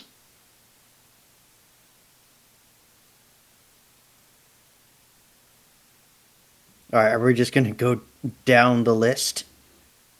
I kind of wrote what I was thinking of selling in chat. I don't know if anybody wants the Magic Axe Hue, which can take down wooden non-magical objects, like does double damage to them or something. We also have the Lightning Strike Gauntlets. I don't know if anybody wants those, but nobody's been using them. Stig would So- like to keep Hugh because back at the Fort Axness, he used that to when he was assisting the Woods Lady in rebuilding the city. Okay. It's more of a utility than a weapon. Also, wasn't that Damascus's axe? No, Damascus used it in replace of the regular axe he had. Okay. The Didn't know if it had any Um, sentimental value. The lightning strike Sure. gauntlets were Damascus. Oh, that's true. And now they could be greater. I don't know if we want to keep. These are things that I know have not seen any use. We also have some potions that I don't know if anybody wants. Potion of acid resistance, fire breathing could be fun, and a greater healing potion. We also have some random rations and water skins and healing salves and bedrolls in here that I don't think belong to anyone in particular. But the bedrolls may not be bad because I'm realizing Carradine does not have one. Like I said, Stig will pull out his bedroll, and he can carry all of his stuff if need be. Okay. Yeah, without the scale mail, you just have a blanket and a lance. Yes, so I can put the silk rope, grappling hook, and fishing tackle on my character sheet and carry those. Okay. Then does anybody want to keep those gauntlets? Or we also have the rope of entanglement, which I don't think we've used, that we can sell. Another magic item, get us some money. Well, currently it's you, Stig, and Sonia. The rest of the party is not there to help discuss this, what you want to do with it. Fair. The only other thing, and then we have the 11 pieces of art, which are 750 gold each, which in total is 8,250 gold pieces. So we're selling the art for that, and then we'll sell the lightning gauntlets. Are any of the art pieces ones we want to keep? All these None that I want to drag across dimensions. all the art is representatives of from the temple of Menomenon. Menomenon, McLear. They're all holy art pieces. I think some of them are also from like that evil, like Yeah, we have some from another place too. We had 5 from somewhere else. Vampire. And then 6 from the temple. it's either from the Nosferatu, the dark, like wizard, or Menomenon. So we're gonna sell those for that amount of money, the 8,000, whatever the total price. But I like to think that we have to spend like 5 minutes like flipping them 90 degrees to see if we like them more. Nah. If it's upside down, does it look nicer? What? This is just a boat. This is just Menonon's boat. There's one picture that's just like the Japanese flag where it's just a dot in the middle, but you keep spinning it, being like, is that up? No. Is that up? No. Is that even center? Is one of them a hang in there kitty? If there's a hang in there kitty poster, we have to keep it. There's not, unfortunately. Okay. It's a hang in there kitty, but it's like the cat's got hanged, and we're like, nope, ditch it. I was gonna say it's a hang in there griffin poster.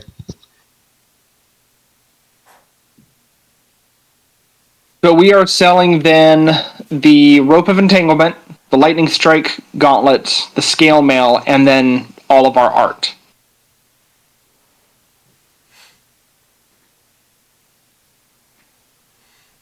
Sonia, is there anything you wish to perhaps want to claim as you're there looking at all this stuff?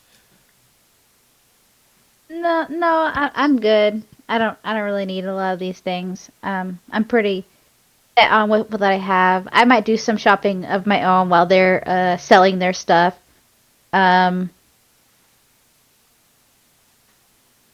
Maybe look at what type of local foods they have. I've never been to the Feywild, so I have no idea what I'll find here. Okay.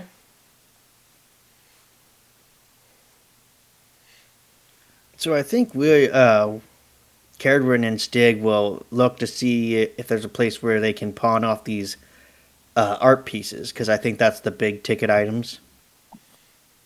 Okay. And they're not exactly like common like adventuring gear. Easily enough, you definitely find you for the art pieces. You could definitely find a art store for that takes or makes Fey art. They will be willing to take off these relics from you. Caradrin, how is your barter skill? Uh, it's at whatever the level of suggestion spell is. So if they try to undersell me, I'm basically going to cast that spell on it. Because I was just thinking, looking at all these other art pieces, that this is art from the material plane. Maybe we could sell it off as like a foreign art, get some more from them. Okay, I like that. All So right, we'll he pushes Caradrin forward and he goes, "Okay, you got this." all right. I will sell the Fey ones for their asking price, which is 750. I'm gonna try to upsell the other five for $1,000 gold each. Um, Give me one persuasion check for the base value of the Fey um, art. See if you can get that. Equation is for some reason really hard to find on my list. Jesus Christ. They will offer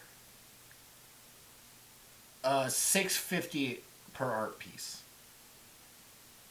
For the six? for the Fey art. For the Fey ones? 650 each. Yeah. Yes, each. Caradrin goes, "Each." Yeah, reiterating. Each. Yes, you won't you won't get full value, but they will give you 650. Yeah, I imagine they're a little scuffed up from all the travel and then shoving them into a bag. I'm okay with that. And then for the other five, So for the material plane, like what are you looking for? Like how? Sell me what am I this looking art. for? Sell me this art. So we got this art in the crypt of a vampire. Not just any vampire, a really like gangly. It's called a Nosferatu. I don't know if you have those in the Feywild, but I didn't even know we had those in the material plane, which means this could be far more trans-dimensional than even I am aware of. Which is why I think they should be 1,250 gold each. 1250. Holy shit. Um. Okay, give me a persuasion check for that. You know, you just added +5 to the check.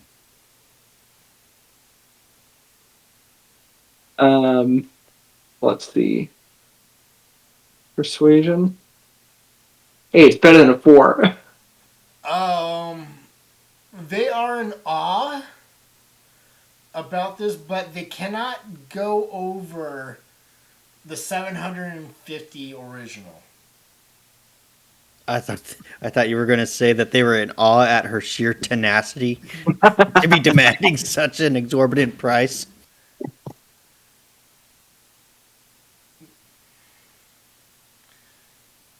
Yeah, I'm okay with that. That's okay. You That still can't. puts us at a good amount. Yeah, they won't. You didn't upsell them, but you did. Yeah, that's all right.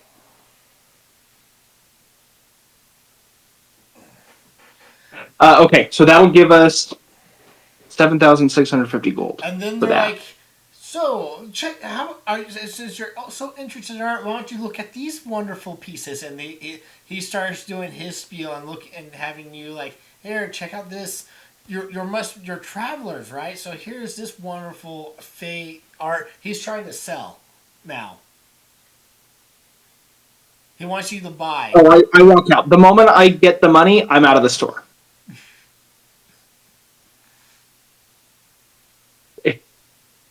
Just the facade drops of I'm here acting nice because I want to sell something to our business is done. Goodbye. He looks at you, Stig. Are you interested? And he starts doing his sales pitch. Do you mind if I do a perception check to see if anything catches my eye? Sure.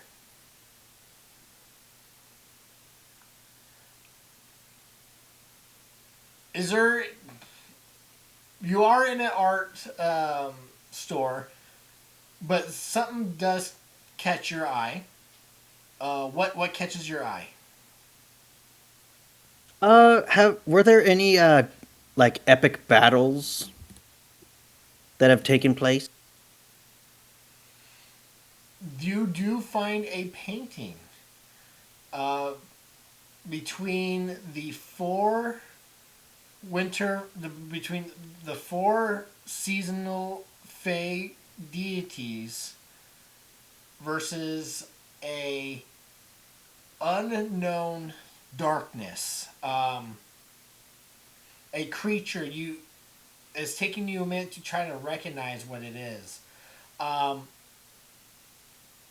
it's almost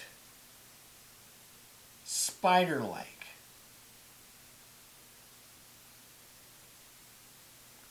I'm just picturing it's like four deities versus this like dark spider creature, and it's like something that you put on your computer's background. So yeah, it's these four Fey deities versus one spider-like creature, and it almost looks like it's not from this world. So you like the piece?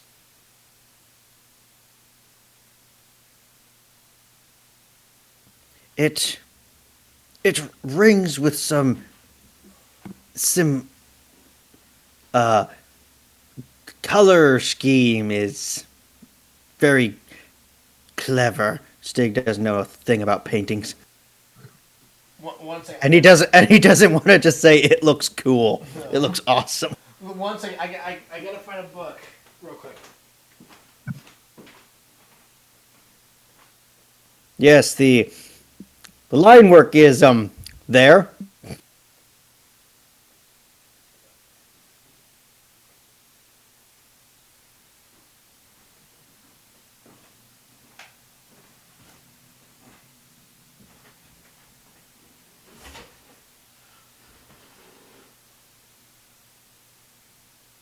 Yes, you see these are deities from from our realms are pushing back and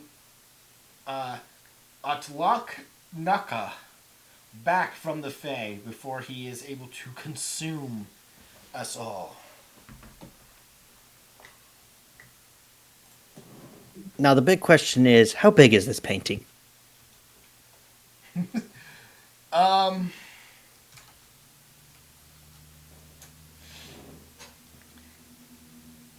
he is Uh, the painting is is it big enough that we can shove it into the bag of holding? no.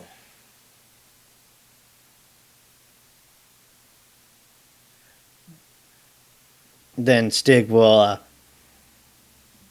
he will just sigh and he says, "Unfortunately, uh, I'm I have it is a long way to travel home, and I have carry restrictions, and I'm afraid that this masterpiece would not survive if I took it with me. I will have to decline." Oh, if travel is your problem, we can solve that issue. Oh, really? But are Okay. you interested in the painting?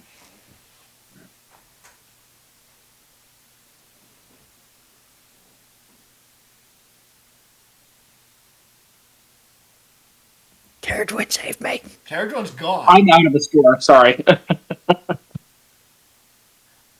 I will offer you 750 for the painting.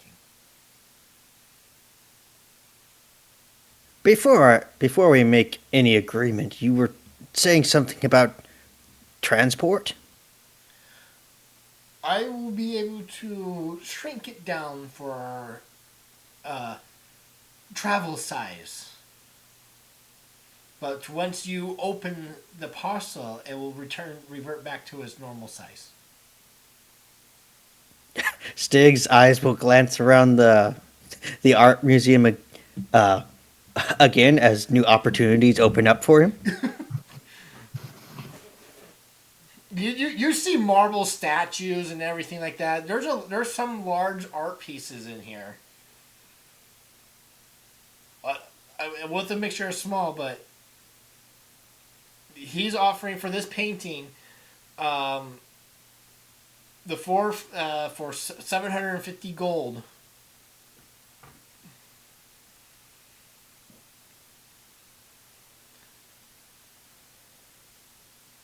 Stig will say, if that includes the downsizing enchantment. Of course. He just sticks his hand out. Done. He shakes it. Let me get this wrap for you. And two people. As he goes in the back, Stig goes into his package. It's like, oh, I hope I have enough. He goes back to get two people to come help carry it out. Do you have the gold? Stig has 400 platinum pieces on his person. That's not enough. 400 platinum? Isn't That's 4,000 gold. okay? Okay, I was thinking for some reason I got platinum. I thought the one platinum was a okay. Yeah, I got my math mixed up.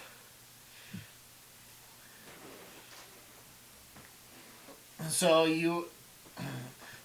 they take this. They take the painting. You see them wrap it up in the parchment, the brown parchment and twine. And once it's wrapped up, the main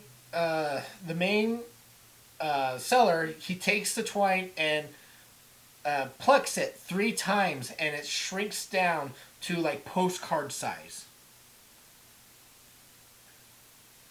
Now, in order for it to go to normal, you'll need to pluck the string 3 times.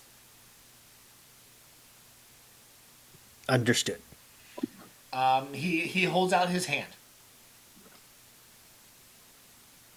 Stig will place 75 platinum. He'll place 20 platinum and then another 20 platinum. And he will pay in platinum 75, I believe. Isn't 100 gold equal to 1 platinum? No, it's 10 gold per platinum. Okay, So 75 platinum is 750 gold. Shut up, Caradwin. 1 platinum is 100 gold. Shut up. As the banker of Monopoly, I have to decline. Okay, so you pay him in platinum, and he's very gracious. And please enjoy painting, and let me know if anything else catches your eye. Oh, I will, sir. Chris, this had better come up as an important plot point, or I will be upset. Sonia, what are you wanting to? What are you shopping for? Well, she's wanting.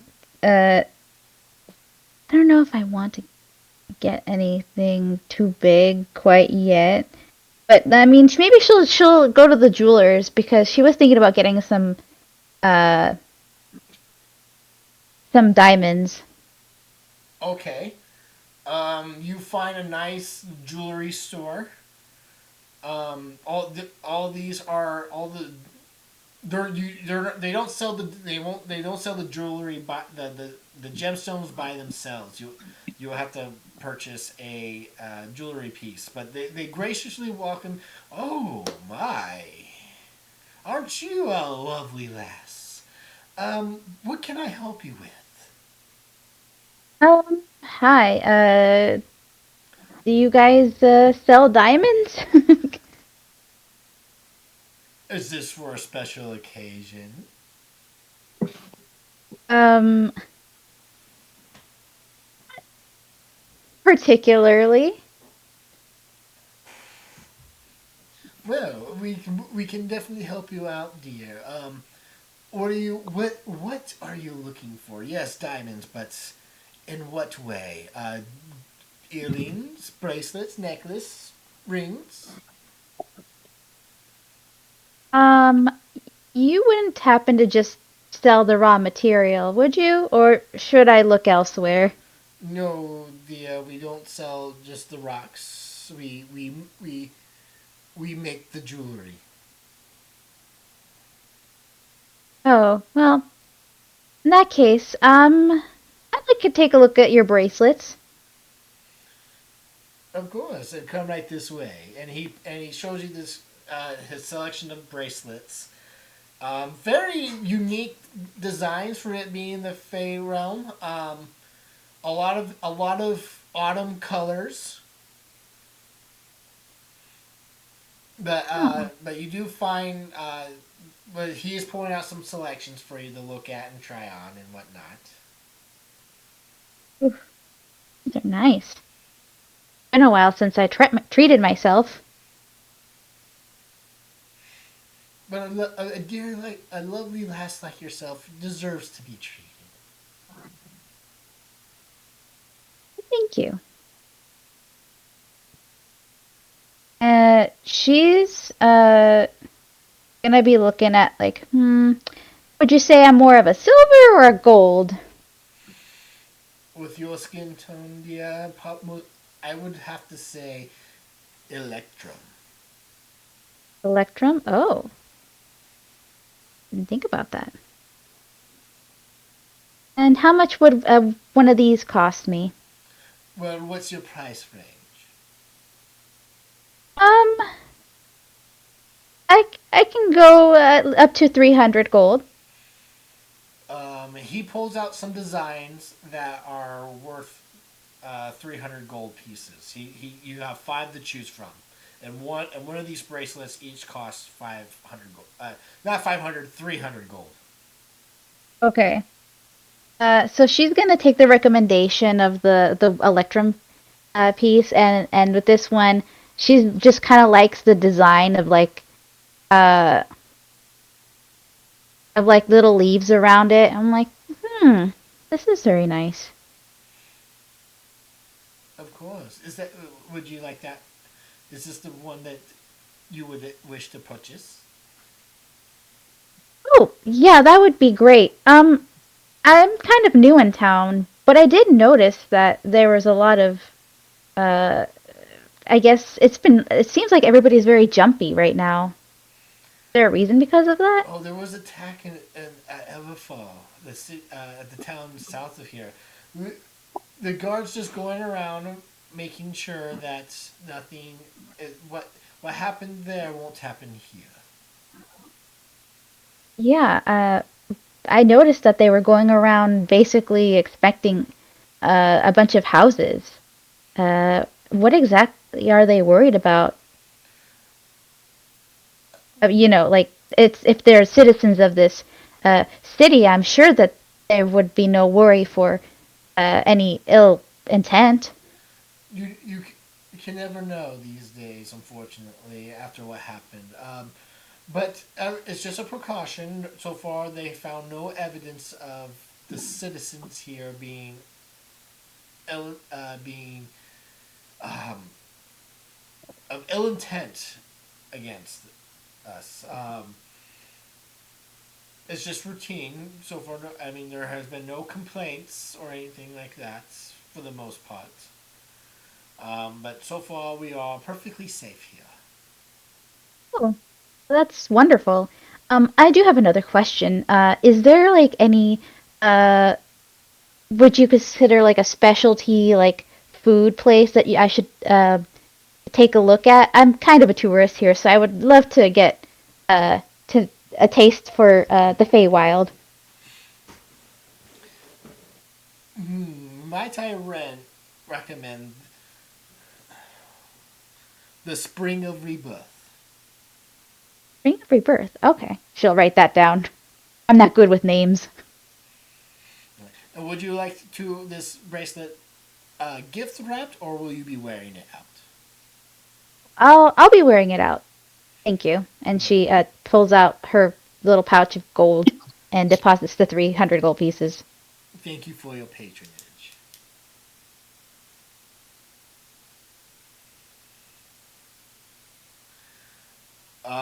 Is that it? Uh, yeah, All right. that's good for me. Gallenford and Aurora, you guys make your way up the steps to City Hall, you see where it is mostly guarded, a lot more guarded, and there are you would know, Gallenford, that citizens are welcome in the public chambers of the place, but not in like the mayor, so like the mayor's office or the council chamber, if you will, where they would meet. Okay. Is there a reception area, or is this? Yeah, you can find a receptionist if you wish to speak. Yeah, I think I would want to speak with someone who might be able to schedule us an appointment. To talk to whoever you said the main, the council members aren't obviously in this common area, but maybe we can get an appointment with one. You see. I think that's what we're here to do, right? Gallenford, you want to speak with someone in charge? Yes, if they know at least some of the details of the attack, it may help with whatever they've planned and may help us in getting into the town a lot easier. You do Okay. see a receptionist going over some paperwork. She looks like I can't remember her name. The receptionist from Ghostbusters with the glasses and everything. Janine? Oh, gotcha. Yes. Okay. Does she look like she's been here for years? Like I may have seen her long ago? She. Yeah. You most likely she's been here. It seems like she's been here a while. I'll lean over to Aurora. If you compliment her a lot, it'll help butter her up. At least that's how it was when I was younger. Okay. I will approach and say, "Good day to you, ma'am."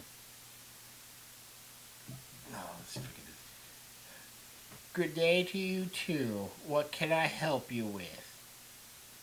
What a charming voice you have. Very unique.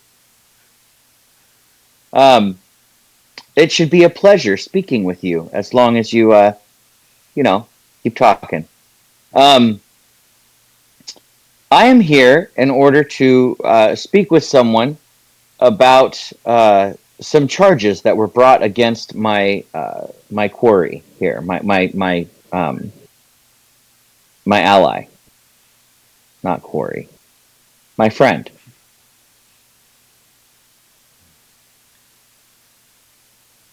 Godfredo just waved to her in a similar manner as he would have when he was younger.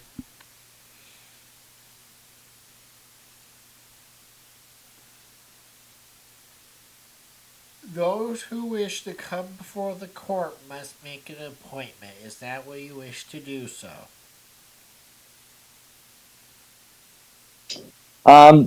Yes, if that's the best you can do, that's what I would like to do. It is an Make an emergency, appointment. however. It is an emergency. Yes. If we can fast track the court appearance, I believe it would be in everyone's best interest. She flips through some papers. The best I can do is 2 weeks from today. Oh, I think we might be able to do better than that. Give me a. You would have the eternal gratification of the Order of the Silver Ring. Give me a. And the saving of a fallen town. Give me a persuasion check, Aurora. Can I Indeed. give her advantage? No. It's all right. We're both charisma-based characters. We should be fine. Let's see what the dice have decided for us today.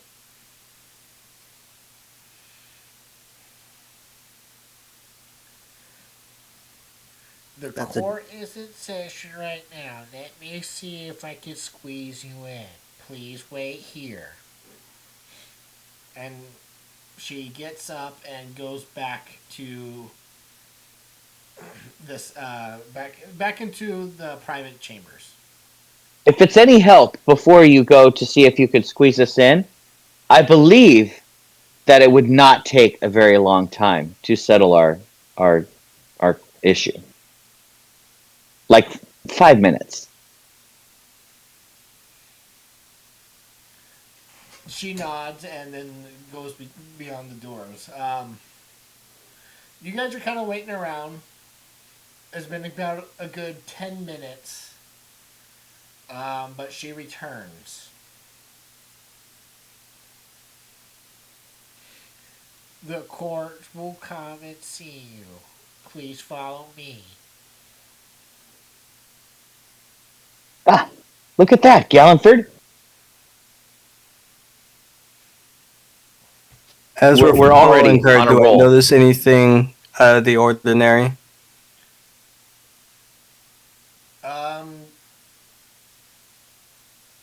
Give me a perception check.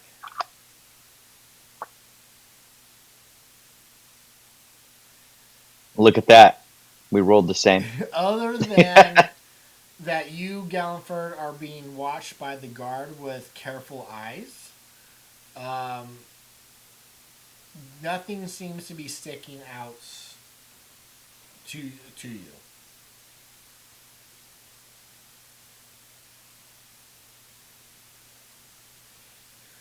You do go back, and then you are seated. She seats you in the back as they are currently working on a. They're working on a current case. They are dealing with a current situation. You don't know what it is. What's going on? They are discussing among things. About another 10 minutes pass while you're sitting there quietly and respectfully. You may now approach the bench, and you guys are being called forth to a podium where you can speak. All right, I'll approach the bench. All right, you get to you both get to the podium, and what is your grievance, and why have you come today? I have two things. My name, before everyone gasps in worry or fear, is Gallantford Storsando. And to everyone's knowledge, I've been dead for 20 years, it sounds. This is, in fact, not true, but I was revived after an adventure, and I have been with the group since then, until I came home recently, to the surprise that everyone thought I was still dead. There have been some attacks on my hometown, as Winter Fae, one who I recall attacking my brother ages ago, masqueraded as a family member and attacked the town. I want to retake the town so the people can return, and I came here for aid. And I figured if I gave information of what we witnessed, it may help with taking the town instead of troops going in there blindly.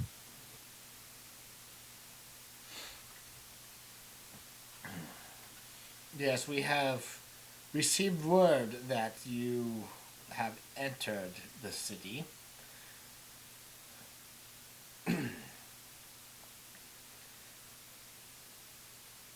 What you claim to be is Gallenford, but yet you have, other than saying before us, no proof of this. Are you willing to prove that you are? What must I And do to. exactly how would that be done? Just curious. Before my client subjects themselves to, DNA testing or whatnot, I don't know how you're going to do this in a D&D world. Um,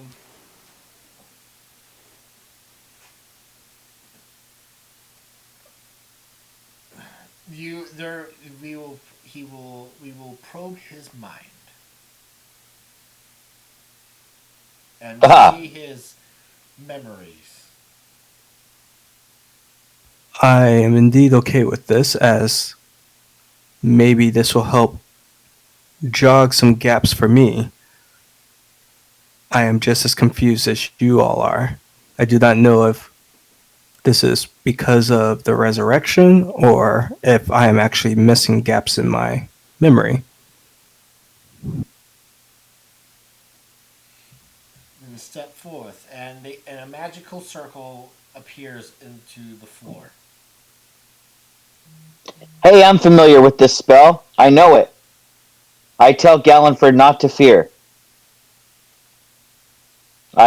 I am familiar with this kind of magic. It is not harmful. Gallifrey will step forward into the circle and will kind of just seem like he's meditating within it. Okay. Um, magical whips and bands wrap around your ankles and wrists and neck, and and you're like your head is like you've seen them, you're thrown back and your eyes glaze over as Aurora, you see them all five. There's five of them. There's five of them there. Their eyes glaze over, and they seem to be, as from you could tell, Aurora, entering his mind. Gallenford, flashes of your past, both from when you were young and when you first left the Feywild and joined up with the Meddlers. Um, they even see your death from the Ankeg, and your deals that you've made with an entity. But or as soon as it's begun, uh, Gallenford, it seems like it's taking forever, years and months or whatnot. They are nitpicking and probing each and every single one of your memories. But eventually, you are released and you are on the ground gasping for air. Oh, did it have to take so long? I don't feel like that type of invasion of your. I mean, was that necessary? That amount of probing? Yes. For what has happened, yes. And for who he claims to be, and seems like that he is, or believes he is telling the truth. This is very unique.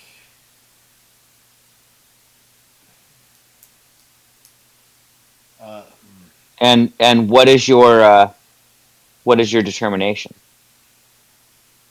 That he claims who he says he is. That he does wish to help in these endeavors. But Excellent. So then the charges against him can be dropped, and not he can so recover fast. his arms and join in the fight to uncover the truth. Not so fast. Gallenford. Yes. Faru Almenza said that you caused all this. Explain. If you saw my memories, then you understand that I questioned her when she said this, and I am still Oh, I'm confused. sorry. I'm to interrupt. Who is this person? The Faru hag. Amenza. The hag. Oh, okay, okay. Thank you. I just wanted to make sure that that's what we're talking about. Okay, yeah. Thank you. From what we have pried, you have you made a deal with an entity known as the director, though we do not know who or what it is. From what we can conclude that he caused your misfortunes in your memory. But you agreed to these terms. That wouldn't make sense. He brought me back asking me to find pages to help protect the world. The first time, yes. But you reached out to him a second. To save a companion, and all he did was ask questions. A He truth asked or a for a lie. truth or a lie. And you gave him a truth and a lie.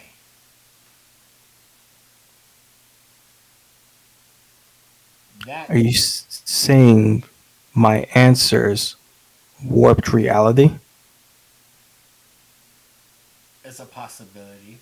And if that's the case, then you are responsible overall what has befell your family and Everfall. Not directly, but indirectly.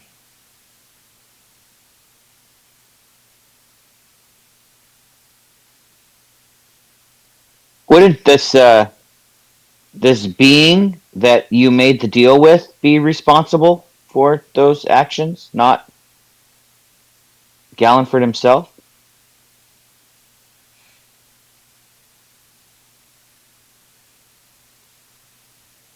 When you pray, Golden One, do you ask for what do you ask of your deity usually? He I'm gives sorry. you Repeat the question. when you pray, he grants you abilities, yes, in exchange for servitude and faith and commitment. Correct? Commitment to my oath, yes. Not necessarily favors, but I get where you're going. I'm Galford. not a warlock after all. It seems Galford has done the same in order to save his companion. These are the consequences of his actions.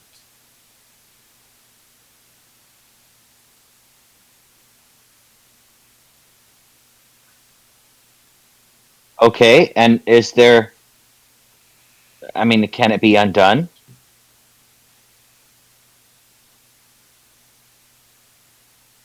Unknown. Not even the goddess herself of our realm has this sort of power.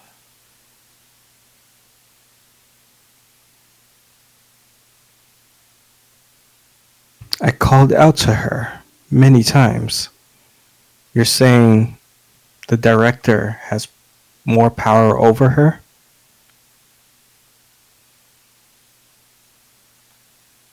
These are We do not know, and that's what scares us.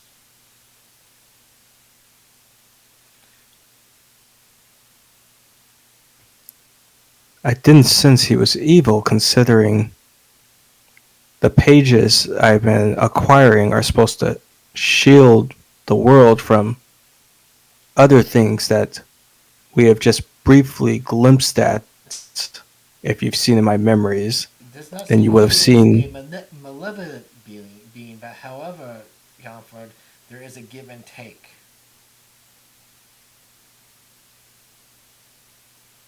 To all things.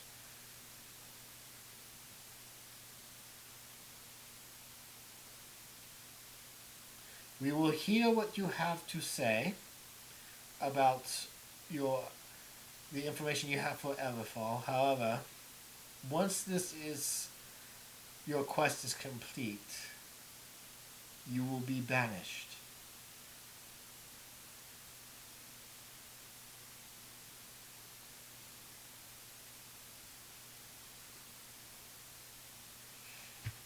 I understand.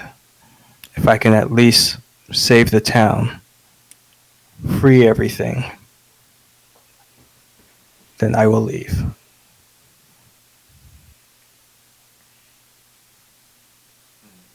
You agree. So again, you agree to these terms.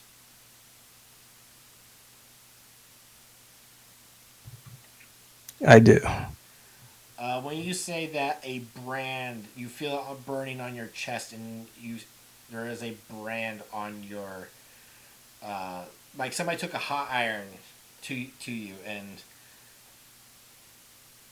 this is what we will hear what you have to say, and we will consort with you on how to proceed forward. You will remain in the city until we deem it necessary until we are ready to launch a counter assault. Is he allowed to get his weapons back? I will see that his belongings is returned to him. Excellent. Were you ready to hear my words now, or should I come back? We will hear him now. Some of this, I'm sure, has been seen when probing through my mind. The being that is responsible for the attack and controlling the other creatures that we took down is within the crypt where I was supposedly buried. The seals have been broken as we struck down the 4 creatures that were serving it. Well, 3, as the hag was beyond our power. So as a note, yes, the cave nearby is clear and free. Aurora also cleansed that area. The town is unfortunately overrun by a bunch of giant spiders. We cannot get in there to slay the person responsible without aid to help rid us of these giant spiders. There's just too many for our group. If the path could be cleared and someone takes those spiders out while we get in there to take out this creature, I believe by slaying it, all of this will be over and the town will be free and clear. And please be on the lookout for any fireworks from my family that may have gone out. That's how this was all unleashed. There was magical spider webs and spider eggs hidden in them. So once they exploded, it rained down spiders that quickly grew to the size of a griffin.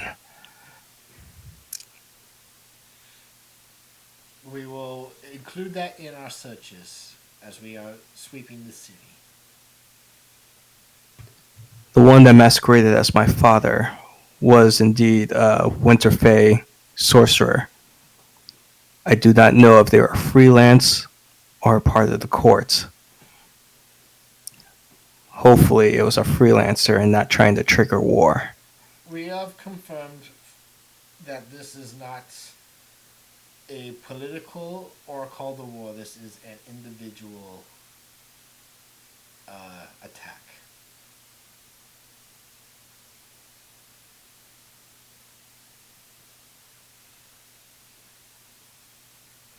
So no, it's not from the court. Okay. This is this is a unique and again this is an individual acting on his own.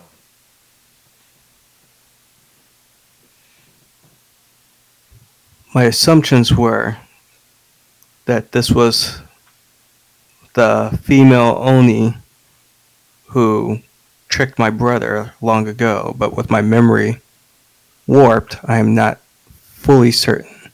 And she too had a secret Winterfell agent working with her.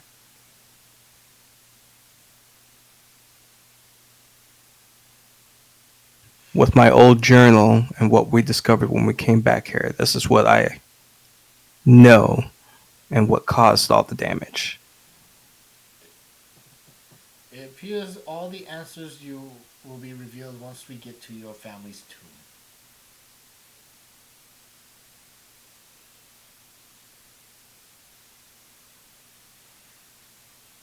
But we will converse and come up with a plan and let you know when we are ready.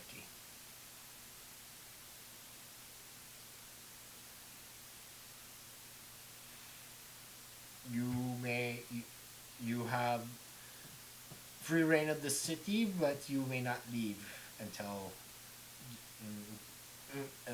we deem it so.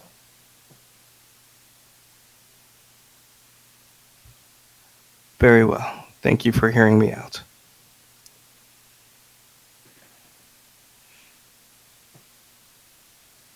You are then both of you leave the court chambers, and you are now outside the steps of the city hall, essentially.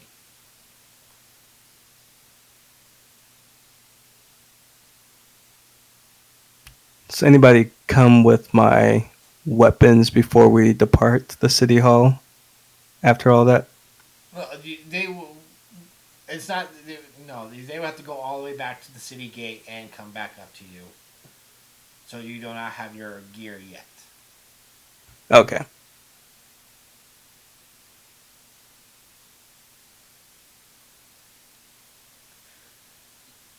Thank you for accompanying me through that, Aurora.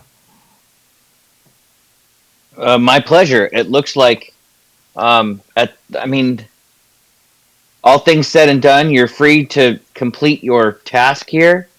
But how do you feel if you need to talk about it? The idea of being banished from the place you are from once your task is complete. Does that cause heartache of any kind? Quite a bit. That thing basically said it wanted to ruin my family and me. Well, it basically just eliminated my family off the map, and then now I'll be banished from here. But if I can at least preserve the legacy and save the town, that'll be worth it all. And I still have the Meddlers, so I was going to say that is admirable that you wish to still preserve the integrity of your family name, um, but you do have a new family, and they all care for you immensely, as we are all here for you. Um, so you can take comfort in that. And Aurora will give Gallanford a hug, much like a sister would to a brother, just to comfort him that he's being very brave and willing to accept these conditions. Now let's get back to our friends. You all eventually meet back up. Sonia recommends a place to eat called the Spring of Rebirth. Um, you all make your way towards there. Have a tense dinner as Galliford reveals what has transpired and what his conditions are, and as he kind of shows you the brand on his chest to seal the deal, essentially, knowing that he is now banished from the Autumn Fey realm after you complete this quest. Galliford, you are eventually a soldier does return your gear to you, and you all are fine, and you are all instructed to stay at a local inn, paid for by the court, and you all now await a word for the assault on Everfall.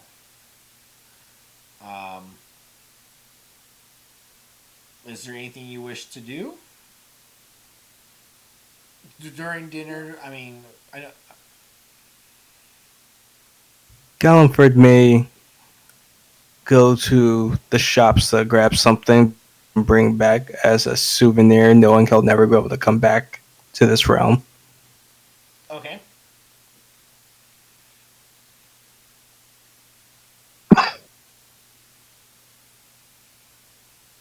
Can Mason stop by like an alchemist shop if there is one and see if there's any sort of counter to a ice spider soap, like something that dissolves it or destroys it, Sure, you in can. preparation for an attack Yeah, you can. on the thing? You can definitely find uh, a alchemist shop, a fey alchemist shop that perhaps will help out with that situation. Yeah, you can definitely do that. Be right back really quick if you want to talk through that. Yeah. You definitely, an alchemist definitely has a. He gives you a spray. He gives you a concoction to deal with. It basically is raid for the most part. To help deal with specifically winter fey spiders. After describing to you what you're dealing with. All right, how much? Um, let's say a a gallon with the sprayer on top would be probably a single gallon would probably be 100 gold a gallon. Okay, I'll take a gallon because I'm still worrying about weight stuff. Okay. And I'll work out the stats for you. But you have a gallon of basically winter fey raid. I'll have to see what I can build with that. Maybe gas grenades or arrows or something. Arrow dispersal system. I'll work on something. Do you dabble, good sir? Oh yes, not in chemicals, but equipment. I'll spin around in a circle, show off the armor and the weapons that I build. Well, I don't build the equipment, of course, but if you from what you say and what has happened, it seems like you are going to need a lot of it. I will sell you the recipe. I would love to buy the recipe. That would be he will charge 250 for the recipe. Okay, I've got money to burn, so I will buy the recipe along with that 1 gallon that I bought earlier. Okay. Anybody else? Is there anything else you wish to do? I have returned. I put a list, and I don't know how much the cost is going to be for each of those, Chris, but I put a list of all the magic items and things I'm going to sell. We don't have to do that now, but there is that. Otherwise, Kieran's going to also go shopping for a bunch of magical spells, which I can also let you know later. If that way we can move on from my part of the shopping. Does anybody want any of this stuff that Caradwan says, hey, I'm going to sell this if nobody wants it?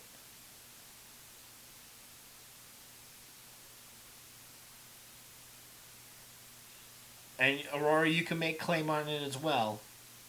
No, as far as some of the magic items that Caradwan listed earlier, no, I don't need any of that. The rope of entanglement seems kind of interesting, but I don't know. What does that do? Has anybody ever used it? Damascus used to use it, and it basically will. You can give it a command word, and it will wrap somebody up on its own.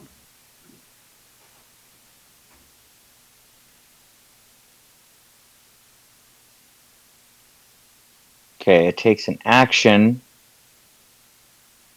with a deck save or become restrained. I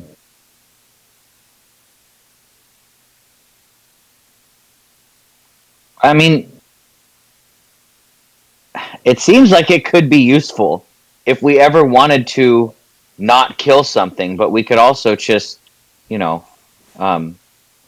knock them out, I suppose. But it is magical. Yeah.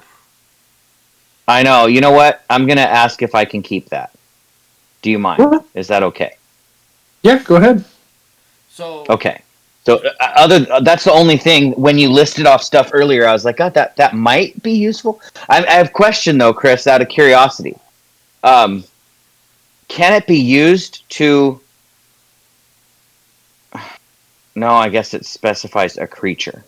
So you can't like use it as a Indiana Jones whip kind of thing, right? Like I can throw it out to grapple a pole or something and then swing from it. If you tie a knot on, a loop on the end, but for the enchantment, currently no. But that doesn't mean that perhaps you can get it re-enchanted. Like have it upgraded later. Okay, yeah. So I'll keep it. I'll add it to my character sheet if that's okay, and then I'm gonna say, and roleplay wise, I'll say to Caradwan, it might be a non-lethal option if we ever need one. We can just, rather than knock somebody out, we could just tie them up and hopefully hold them restrained, and then question them or knock them out if we need to, whatever we need to do. But it's a non-lethal option that we'll have in our toolkit, so to speak. And also, as a reminder, Ken, that you could carry it currently, but once you not become astral form, they will need to bring the rope to you. Yes, it would stay here in their plane while I return. I can't take anything back with me. Correct. They would. Yeah. No, I remember that. Okay, cool. I'll mention that as I take it. I'll say, I'm taking it, but if I were to, die and disappear, and go back to my body, the rope will remain here, and you guys can just hold it for me. Do you want me to take a look at the rope? I am an artificer. Maybe I can rework the enchantment for what you intend it to do. Yeah, the next time we have some downtime, sure, if you can take a look at it. All I'm really asking for it to do is change the description from, it says, you can speak a command word, the other end darts forward to entangle a creature you can see within 20 feet of you. I want it to say a creature or object you can see within 20 feet of you. That's all I want it to do. And then obviously objects can't make dexterity saving throws, so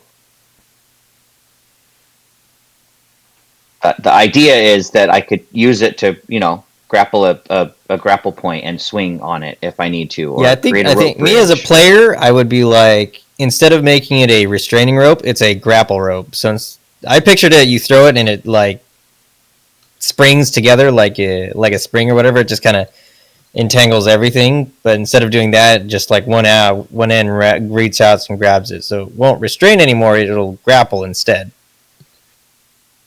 Yeah, no, that'd be great. Like maybe the end of the rope untangles and wraps around the thing that you aim it at. That'd be fantastic description of it. Yeah. Yeah, Again, that's basically all I. the way I want it to pictured be. it is like a spring or something where when you let go, it just springs everywhere and it just gets into a whole bunch of knots, and that's restraining. But then but instead you switch it to where one end just grabs onto something instead of the whole thing trying to stick. Yeah. No, I like it. Yeah, that's so. Yeah, I mean, yeah, I want to keep that, and if we can upgrade it, great. That's my only ask. If we're about to turn in for the night, I'll take a look at it tonight. You know, Ken, Cool. this is just making me sad that I don't get to play Damascus with his lasso. That is a lasso that I gave him. So yeah, so Caradwin, you're getting ready to like tomorrow to get to sell all these magical artifacts that the party does not want or need. Um, Stig, what do you want to do uh, for the rest of this evening? Stig would like to go to like a clothes shop, especially where they sell hats. Okay. He would like to try and find find replacement feathers for Gallenford's hat that he ruined a while ago. Okay, you definitely you go to a tailor and you are able definitely to find replacement hat feathers. They ask you any particular feathers and colors, creatures. Stig will say something that's equal to a musketeer, something that the musketeers would wear. Okay. It will cost about 10 gold for the feathers that you are looking for. That is, Stig will try and compare with his memory to make sure that they are the correct ones. Give me an intelligence check. Don't worry, I have a crown that does nothing for this. Is that your new catchphrase? Maybe. Yeah, these are definitely very similar to what you have described to the best of your knowledge, and they accommodate what you're looking for. Right. I will spend the 10 gold. Okay. Gallenford, you go find a maple tree, and you definitely find one of its seeds to bring home. Aurora, Yeah. anything you wish to do this final evening? For the rest of this evening? Not specifically, other than I'm gonna hang out with Mason for a bit while he works on the rope, just to hang out. Okay. I'm not gonna offer any advice or anything. I just want to watch him work. Okay. And Mason, you are working on the rope? Yeah, and I wanna say that as I'm building this rope or whatever, I kind of get into that vibe where you get an inspiration. You're just like, I just got to do it now. Okay. What I'd like to try and do is I'd like to disassemble my web grenade that has the spider silk stuff in it, and I want to try and make it so that the rope will stick to just a wall. It'll just slap onto a wall. You don't have to wrap it around a pole or anything. Maybe like once a day it'll stick to a wall. Okay. Give me an intelligence check and go ahead and use your tinker's tools and whatnot. Just to see how long it will take you to do this. I don't know if I can add my flash of genius to that. Do you have another flash of genius? Yeah, I've got two more. We're just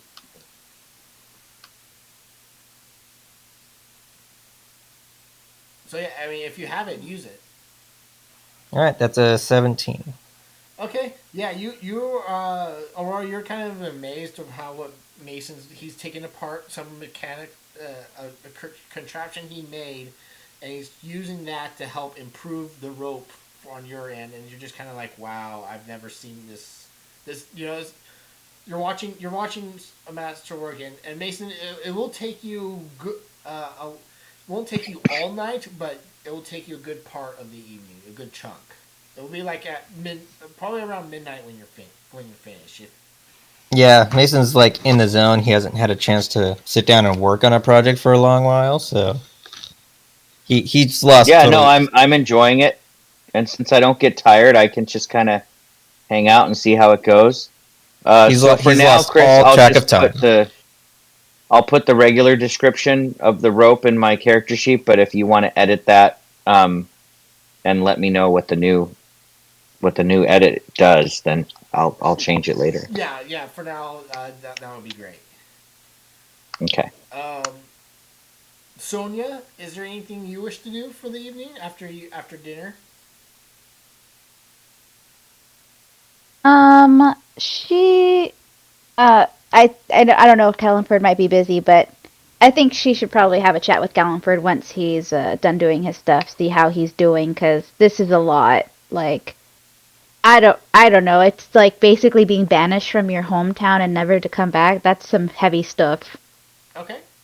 Yeah, you could definitely go. I'm gonna invite him for a drink after he finishes doing his like shopping and stuff. All right. Galliford, you see Sonia waiting for you. You guys go find a good dive bar, and she's and you guys have a drink. So, things haven't been easy since you came home, have it? No, not one bit. I can't say I can really relate to what's happening here, but I am sorry. Is there anything? I mean, if you have anything you want to say, I'm all ears. You know, I'm pretty good listener. Normally, I'm the one who doesn't stop talking, considering all the stories I tell. This is definitely a change of pace. But well, how about I tell you a little bit about myself and then you tell me more about yourself? We can go back and forth, and how about that? That sounds like a plan. Okay. She takes a drink, takes a gulp. I am from a family of 4, not including my parents. I have an older brother. I had 2 younger sisters, but one of them was killed by the creature that I'm after. And I guess even though so much time has passed, that's something I've never really gotten over.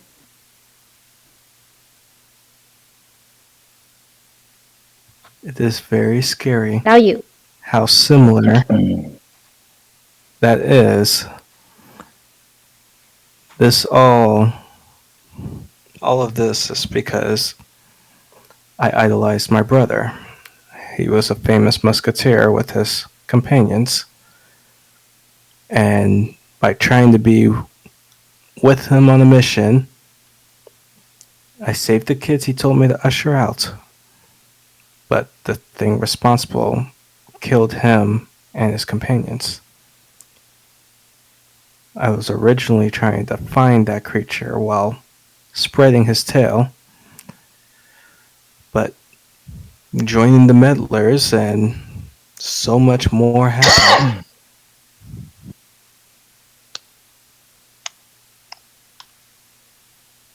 It is very interesting that both of us lost family to a mysterious creature. Kind of crazy how that's what basically brought this whole group together. bunch of creatures and revengeance.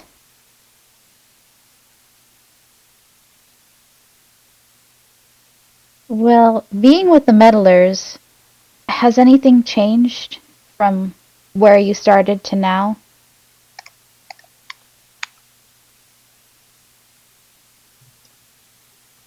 I think I've become my own person and not a mirror of my brother since joining the Meddlers.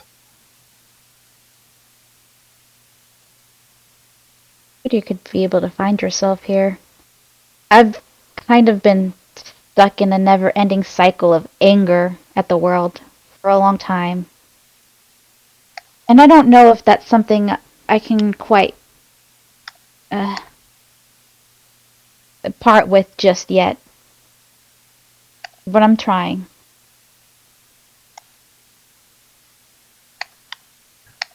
Well, I'm sure when I become myself again, we'll be able to help with that anger. I'm not usually like this. I'm normally the cheerful one, the voice of reason, not the one down and slumped at a table drinking. You know, sometimes we need a little bit of self pity.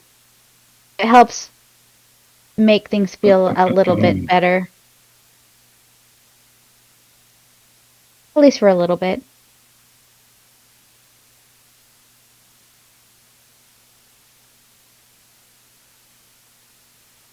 But I do hope you do find yourself back to your normal self again.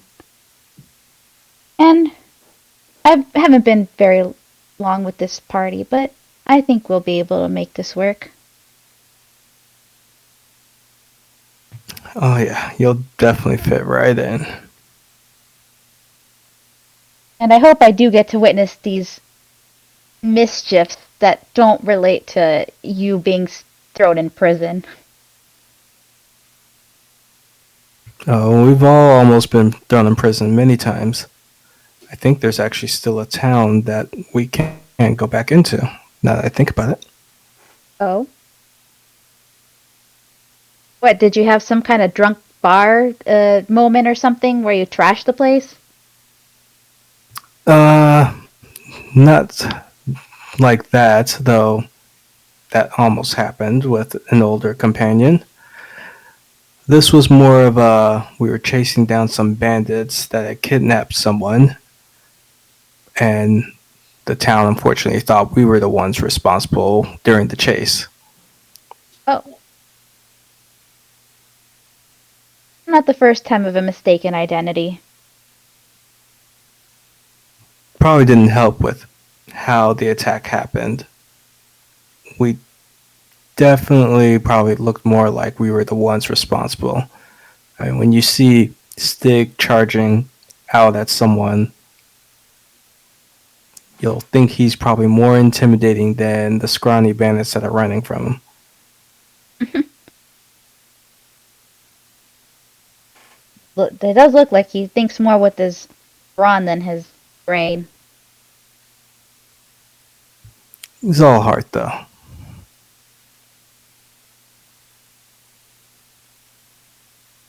And then, yeah, we were just chatting for that. Just trying to help, just talk things out and kind of therapy, but not really therapy, as we just drink and chat. All right. Coslin, anything you wish to do for the rest of the evening?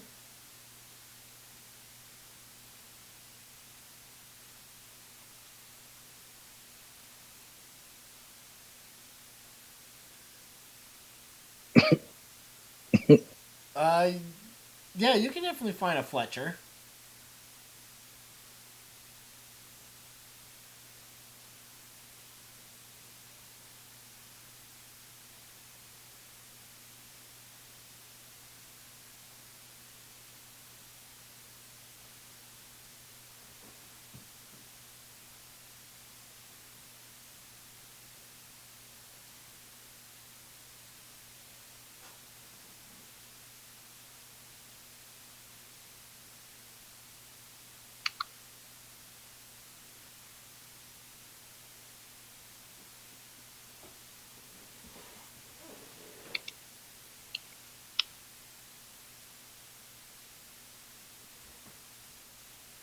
All right. Are you just wanting regular arrows and whatnot? And if so, how many?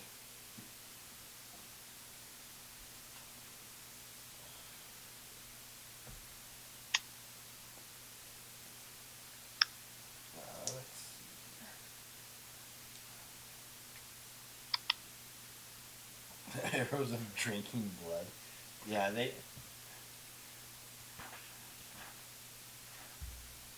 Um, a bundle of arrows, if I remember is It's 1 gold piece for 20.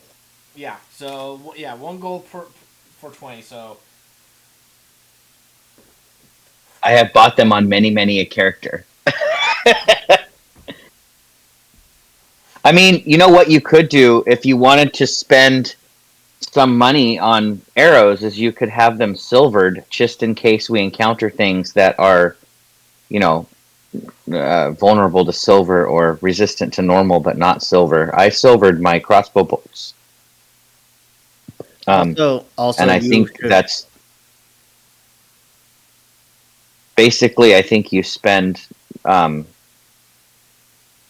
Well, there's rules for it. I can't remember exactly what it is. I think silvered arrows is 20, but it's 100 gold. Yeah, because you have to buy the silver, um, but there's a rule for ammunition. I don't I know would how much ammunition you can silver for that 100 gold. I would also uh, you should also consider how much you can carry in your quiver, because a quiver can only hold 20. He's got a magical quiver that can hold a lot. I Here rescind we my go. I question. found the rule. I rescind my question. I found the rule. So you can do 10 p. So if you wanted to get like 20 silver arrows, you could spend a little bit of money to do that. It's just a recommendation. You don't have to, but sometimes it's nice to have that in your. Yeah, there you go. Now you're talking. all right. So So 102 gold pieces.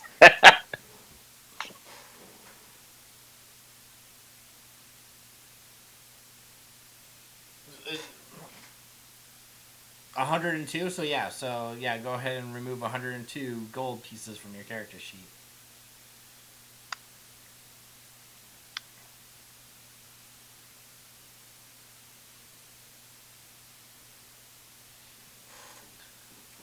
And with that, It can hold up to 60 arrows. So it's not unlimited, or it's a quiver of Alona can hold 60 arrows, 18 javelins, and 6 bows. So when your bow gets So too yeah, hot, you can swap bows. yeah, right. so with the evenings coming to a close, you all wait in anticipation of to call to arms to go and reclaim Everfall. And with that, that is where we will end tonight's session.